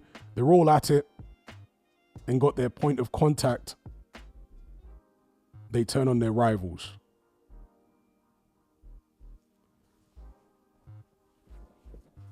Yeah, it's It's all an illusion. It's a myth, as they say. The whole street code. It's all BS. I mean, even going back to the mob, Cosa Nostra, loads of them were informants. The entire time, some of them went through their whole criminal careers. And everybody thought they were this stand-up guy. And years after the fact, it turns out they were all police informants. Lucky Luciano. I saw a documentary about the mob. Might have been on Netflix. But anyway, they said that Lucky Luciano was actually a police informant. It doesn't surprise me. Lucky Luciano.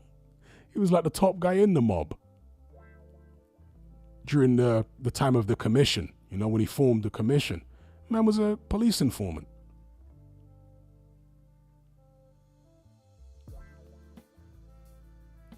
Kieran Malcolm says, who is Gig's half-brother? Gig's half-brother is a guy who goes by the name of Spen. They usually call him Spen, but the full name is Spender. He's a mixed race guy. And yeah, he's a serious individual. I'll just say that. I'm not sure if he's gone legit now, but yeah. Certainly, back in the days, a very, very serious individual.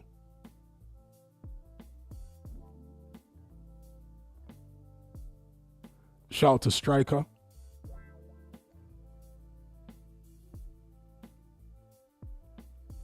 Afro Soul says, have you seen the Joey Molino interview on Vlad? Yes, I have. What kind of mob boss would be up on Vlad? Doesn't even make sense to me. But Molino's pointing fingers at everybody, calling everybody a snitch. But why would a mob boss be taking a public position like that? Obviously, he denies being a mob boss, but still, there's something off about the whole thing.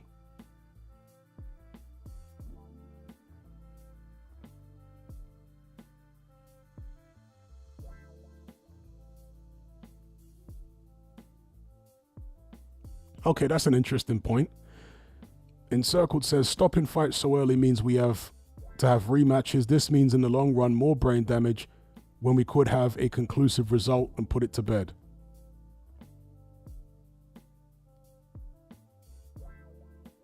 Rich Franklin says, Gunna D is his brother too. Yeah, Gunna D is his brother too, but Gunna D is definitely not the one I'm talking about. Gunna D's one of his other mixed race brothers, but no, the mixed race brother that's like a serious street figure is Spen.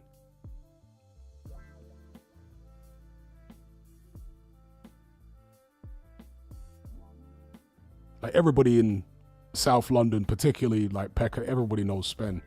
Not personally, but they know his name and they know what he's about.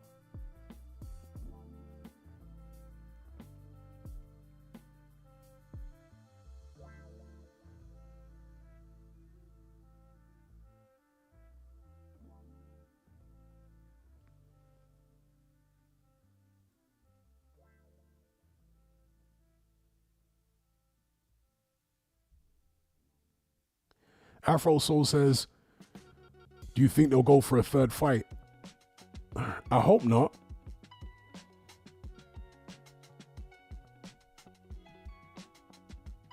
Abdul says, Nicky Scarfo, serious guy. Was he another informant? So many of them Italian mob guys are informants, you know. People just focus on Sammy the Bull. Some of the most feared people to ever be in the mob were police informants, working with the FBI and all sorts of stuff.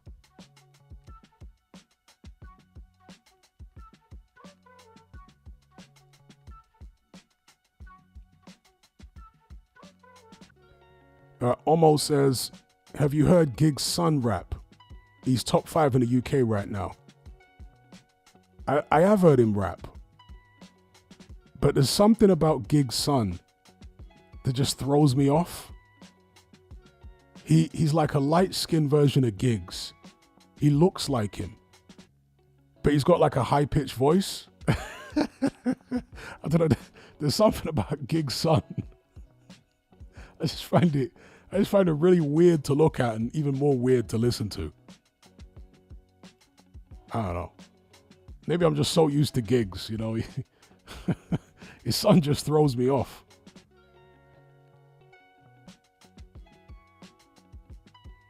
He's like a miniature version of Giggs, but he's like light-skinned and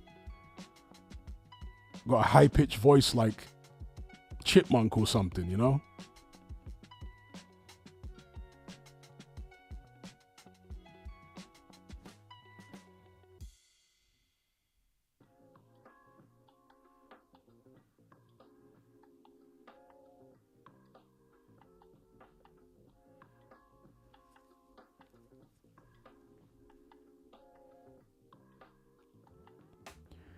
LD Phoenix says, Sammy the Bull is real. He is an honest snitch.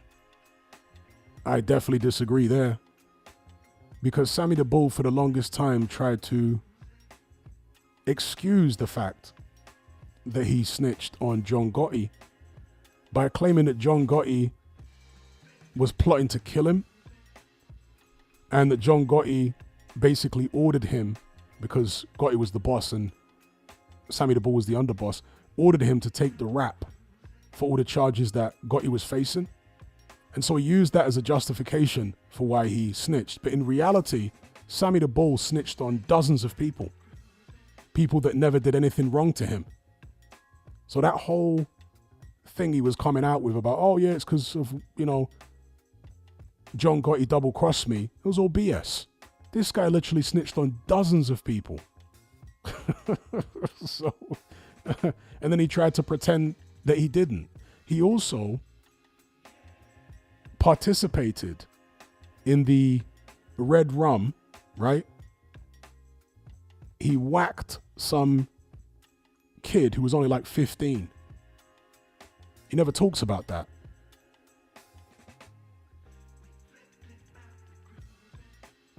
Exactly like Afro Soul says, Sammy is a selfish human and he hasn't changed one bit. Yeah. Man's purely a psychopath, sociopath, however you want to describe him.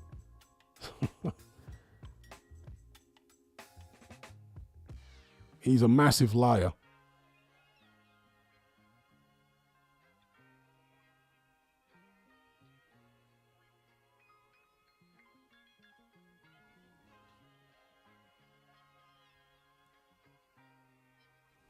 Seth says, I don't get this whole snitching thing. At the end of the day, the snitching only protects the top guys, and these very guys will sell you out without hesitation. That's true. But what I was trying to point out is that Sammy Gravano isn't honest about the snitching he was doing, because somebody said he was an honest snitch. He really wasn't an honest snitch, because he tried to downplay the amount of snitching he's actually done. Massively downplay it.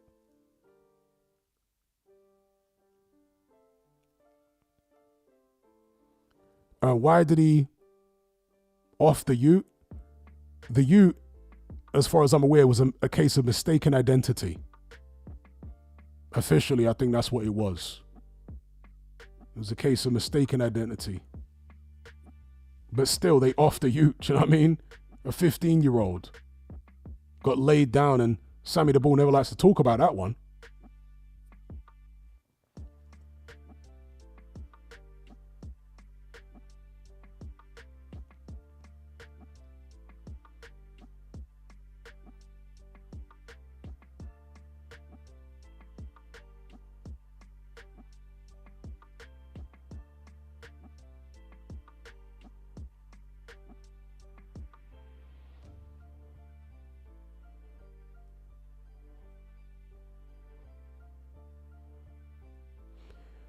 The best thing for everyone, particularly young guys out there, don't get into crime in the first place.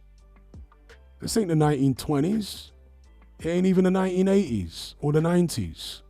This is 2025. There are so many ways to make a living now. You know, so many opportunities online, etc., etc. You don't need to go down the criminal path. So, leave all that alone, man. It's a mug's game.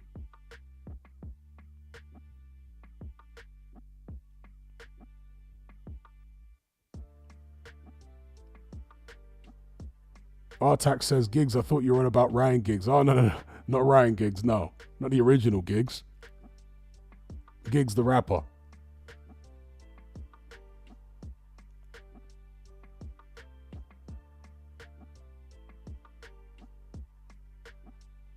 Yeah, it's like, for example, I saw a clip the other day of a legendary New York rapper from the 90s called Jadakiss, who was part of a group called The Lox. And Jadakiss was a gangster rapper. Still is, right? But I guess he's in his 40s now, or whatever. And so, in this clip on Instagram, maybe it's on YouTube as well, Jadakiss is being interviewed by Joe Budden, who's another rapper, who's now a big podcaster. And Jadakiss was sat next to his dad. And it's always funny the way parents of gangster rappers love doing this. I remember Biggie Smalls' mum did this once as well. For some reason, they like embarrassing their sons and exposing the fact that they actually had a good upbringing. So in this video, Jadakiss's dad all of a sudden turns to the host of the podcast and says, well, yeah, he didn't tell you, and he calls Jadakiss by his actual name. I can't remember what his real name is, but the dad's calling him by his real name. And he's like, he didn't tell you that he went to private school, did he? He didn't tell you that he had both parents in the home and that he went to college. And I was like, yo, why is the dad exposing the son like that?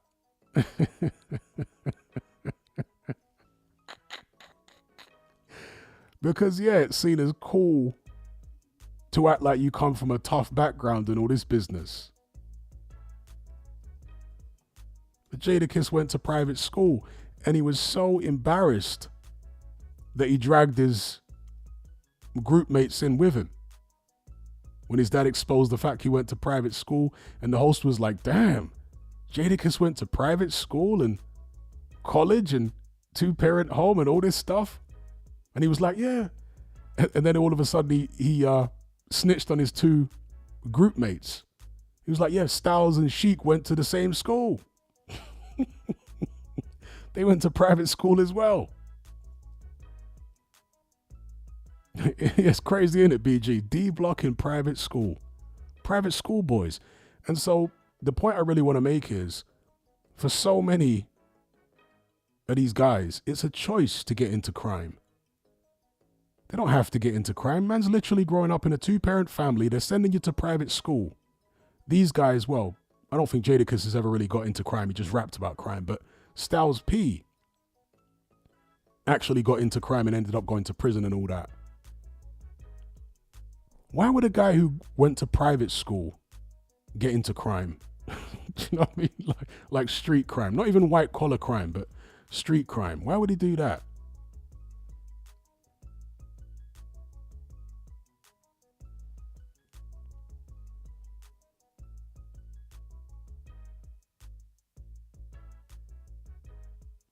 Afro Jam says they don't respect their kids' choice of being a rapper or to be a rapper.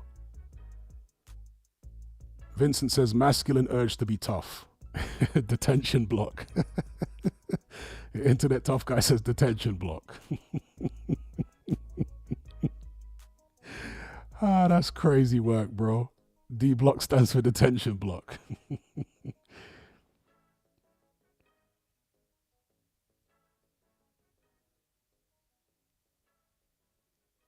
Abdul says that Jada diss track against 50 was hard. Jada's a hard rapper.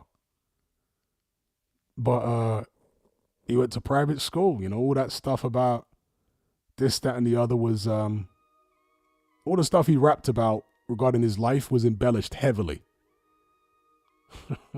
Heavily embellished. LD Phoenix says Chris Eubank Jr. the enforcer. Indeed. That was some joke business too.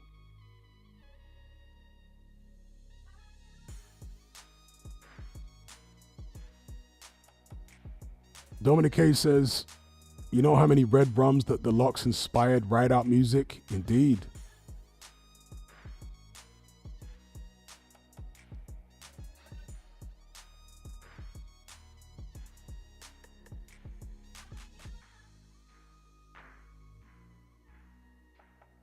But a diss track which I thought was way better than Jadakiss' diss track against 50 was Beanie Siegel's diss track against Jadakiss. For me, that's my favorite ever diss track. Beanie Siegel going at Jadakiss was animal. Oh my gosh. And Beanie Siegel, unlike Jadakiss and the Locks, yeah, he didn't go to private school. Beanie Siegel was really that guy in the streets. He was really that guy.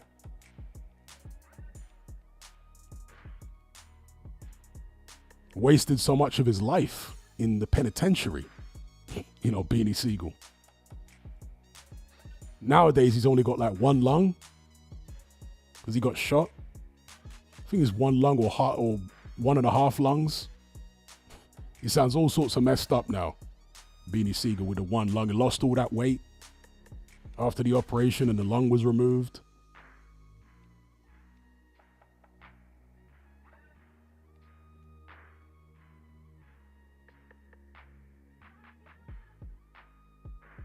AJ says Beanie Siegel running a food truck now. His voice cooked. Yeah, I seen that. He is running a food truck. He's not the Broad Street bully no more. Kieran Malcolm says, yeah, he's got one lung. He don't sound the same. He got knocked out by a sucker punch a while ago. Yeah, I remember the sucker punch. Yeah, I remember that. Wasn't that somebody that was part of Meek Mill's crew? The sucker punched him like that?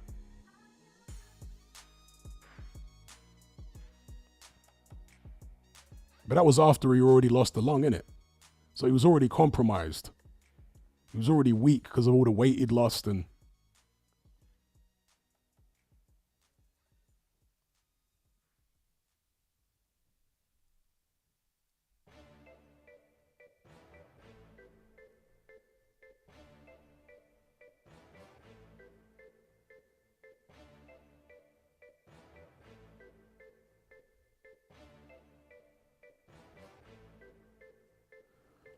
Ian says he was with his wife and kids, Beanie Siegel, when he got punched.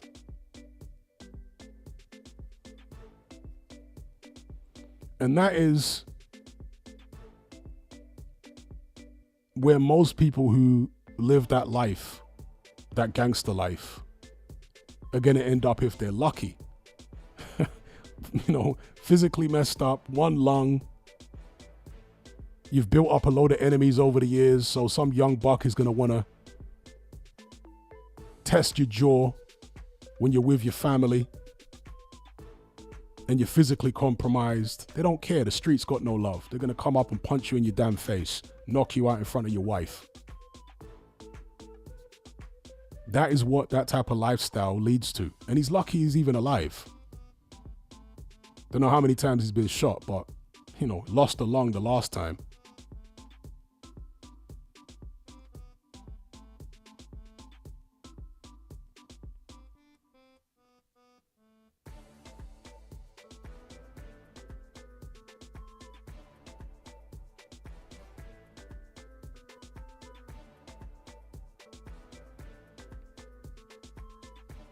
TC says Howard Foster is a bent ref.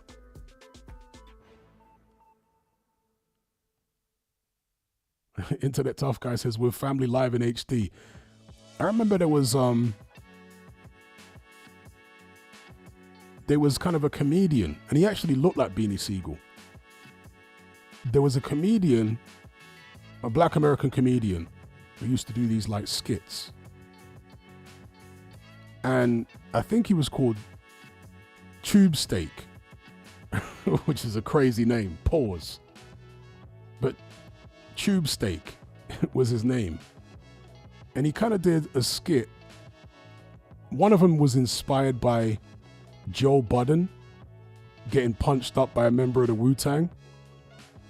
But I think one of them was actually inspired by what happened to Beanie Siegel in part as well. And he actually looked, like I say, it looked a bit like Beanie Siegel, this guy, Tube Steak.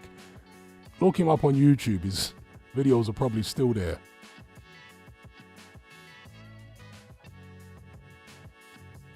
Paris Allen says, proper scripted main fight tonight. Well, I don't know about scripted, but some overzealous refereeing by Howard Foster in favor of the house fighter, I would say.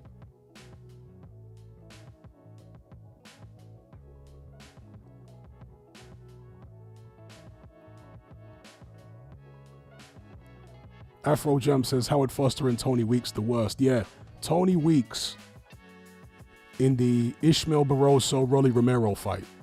That was a shocker.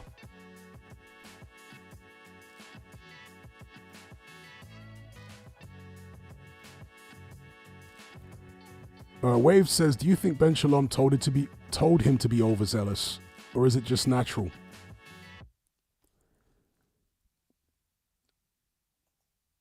The way I think it works, right, is, and Eddie Hearn actually spoke about this, interestingly enough, years ago, in his early years as a promoter.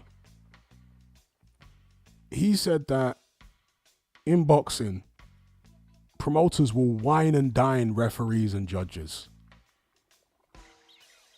Pay for their hotels, pay for their wives or mistresses to fly out and put them up in 5-star accommodation, wine them and dine them during fight week, etc.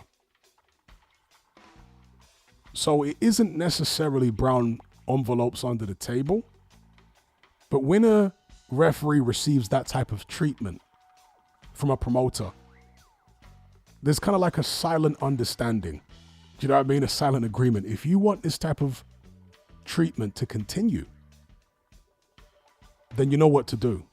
Do you know what I mean? Yeah, you know what to do if you want this type of treatment to continue. If you want this type of treatment to stop, you know what it is.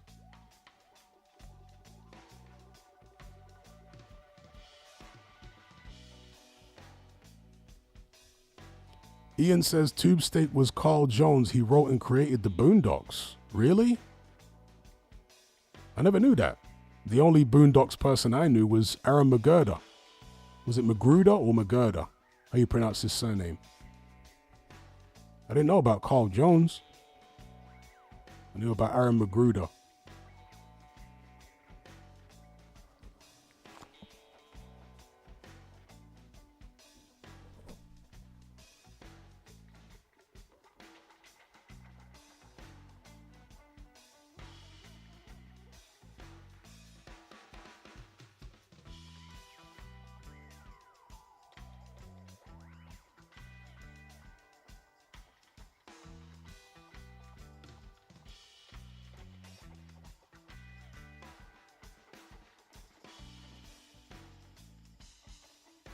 AJ says, I know they can't choose, but promoters can say, I don't want this specific ref and exclude him. Exactly. They can choose by exclusion. That's exactly correct. So let's say a referee doesn't save the house fighter, either by doing something dodgy for him when he's in trouble or stopping a fight prematurely in his favor. Let's say a referee fails to do that. The next time his name comes up, it's suggested by the commission or by one of the sanctioning bodies to officiate a fight on that same promoter's card. The promoter can say, now we object to that ref. That's how it works. Do you know what I mean? And the ref knows it's coming because they haven't got their 5-star accommodation reservations in the email. So they know what's coming.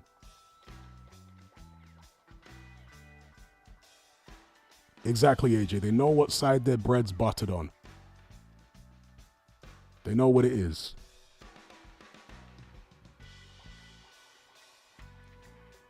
Waved says, Hatman, who wins Whittaker versus Hutchinson? Great fight and build up. It is a great fight. Might be slightly premature for Whittaker. I don't think he's too far off fighting a Hutchinson, but I don't think he'd want to go into that next. I think Dan Aziz is the fight for him next, as I said earlier on.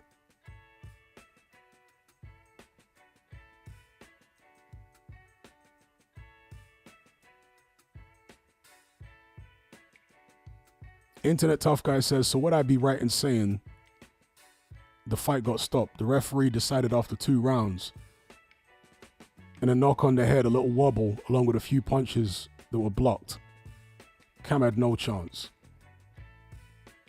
I suspect Howard Foster had that in his mind from the beginning. It's not like he hasn't got form, right? The infamous first fight between Cole Froch and George Groves, he's got form. So I think, or I suspect, Howard Foster had that in his mind from the beginning.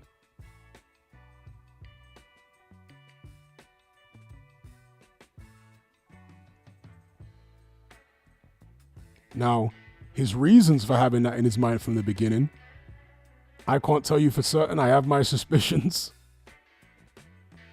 He'll probably tell you that fighter's safety is his reason.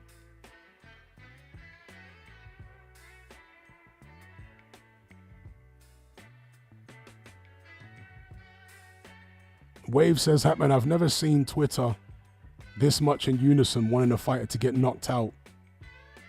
Ever. He is hated. Yeah, a lot of people don't like Ben Whittaker, and that's why I think so many of them were picking Liam Cameron to win. I think people got a bit carried away so many of them picking Cameron, because to me he was always very basic. You know, Cameron didn't look particularly impressive in the first fight. I just thought Ben Whittaker was really poor and he underperformed. He didn't seem comfortable at all. I don't think he was mentally prepared for a tough fight. And so I think it was the perfect storm for Liam Cameron in the first fight. And even then, like I say, he didn't look particularly impressive. He was very basic in there and he wasn't doing anything special. I thought with proper, not so much physical prep, although that's an aspect of it, but more so the mental prep and fighting in front of his hometown fans. I always felt like Whittaker would beat Cameron. Cameron's not that good.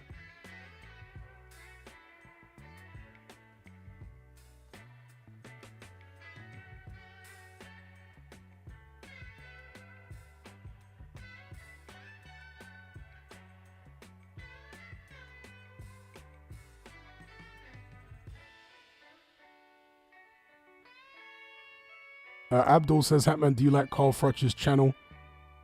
I don't really watch it. I used to watch it a bit 6 months or a year ago, whenever he first started the channel. I was watching it a bit then. But lately, I don't really watch it, to be honest.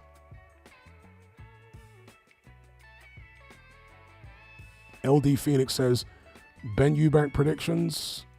Well, I guess that's addressed to the whole room, but my prediction personally is I think Eubank Jr. is going to win the fight on points. And the reason I say points rather than stoppage, given the fact that he's so much bigger than Ben, is because Ben does have good head movement. And for someone like Eubank Jr., he's not going to have faced that type of head movement at all in his career. He's never faced somebody that moves his head, bobs and weaves, and, you know, moves his head around that fast. So I think he'll struggle with that a little bit, trying to land combinations and big shots on Ben. But I do think he'll be able to control things with his jab on the outside and maybe smother Ben when he needs to and stuff like that. So I'm going with a Eubank points victory.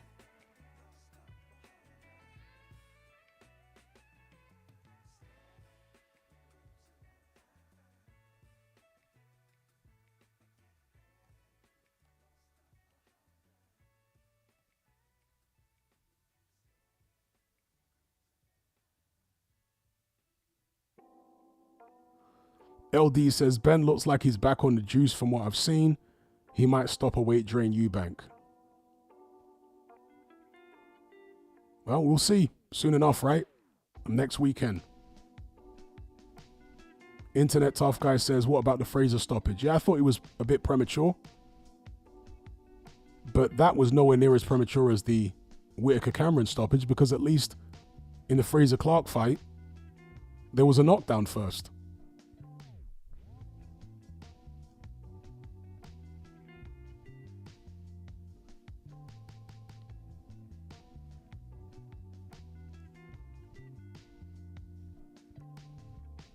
Chainsaw says Eubank stops Ben early, round 3 or 4.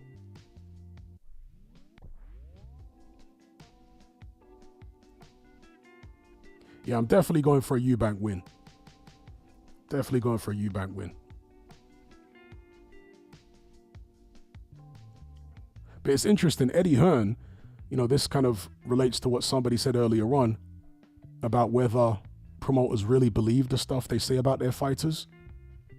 But Eddie Hearn is predicting that Conor Benn will stop Eubank Jr., knock him out inside 4 or 5 rounds. It's a very bold prediction.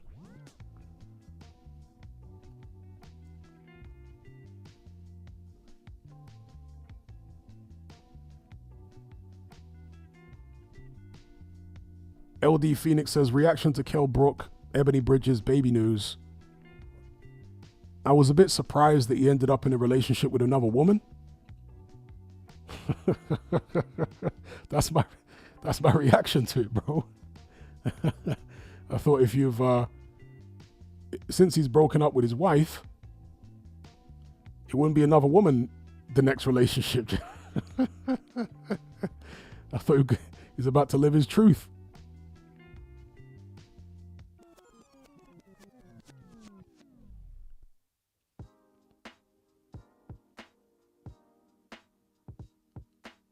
Ayed says, has he actually split from his wife? Well, surely he split from his wife if he's got a baby with Ebony Bridges. Can't imagine his wife would have accepted that. I mean, in some parts of the world they will, but in Britain, yeah, they don't normally accept that.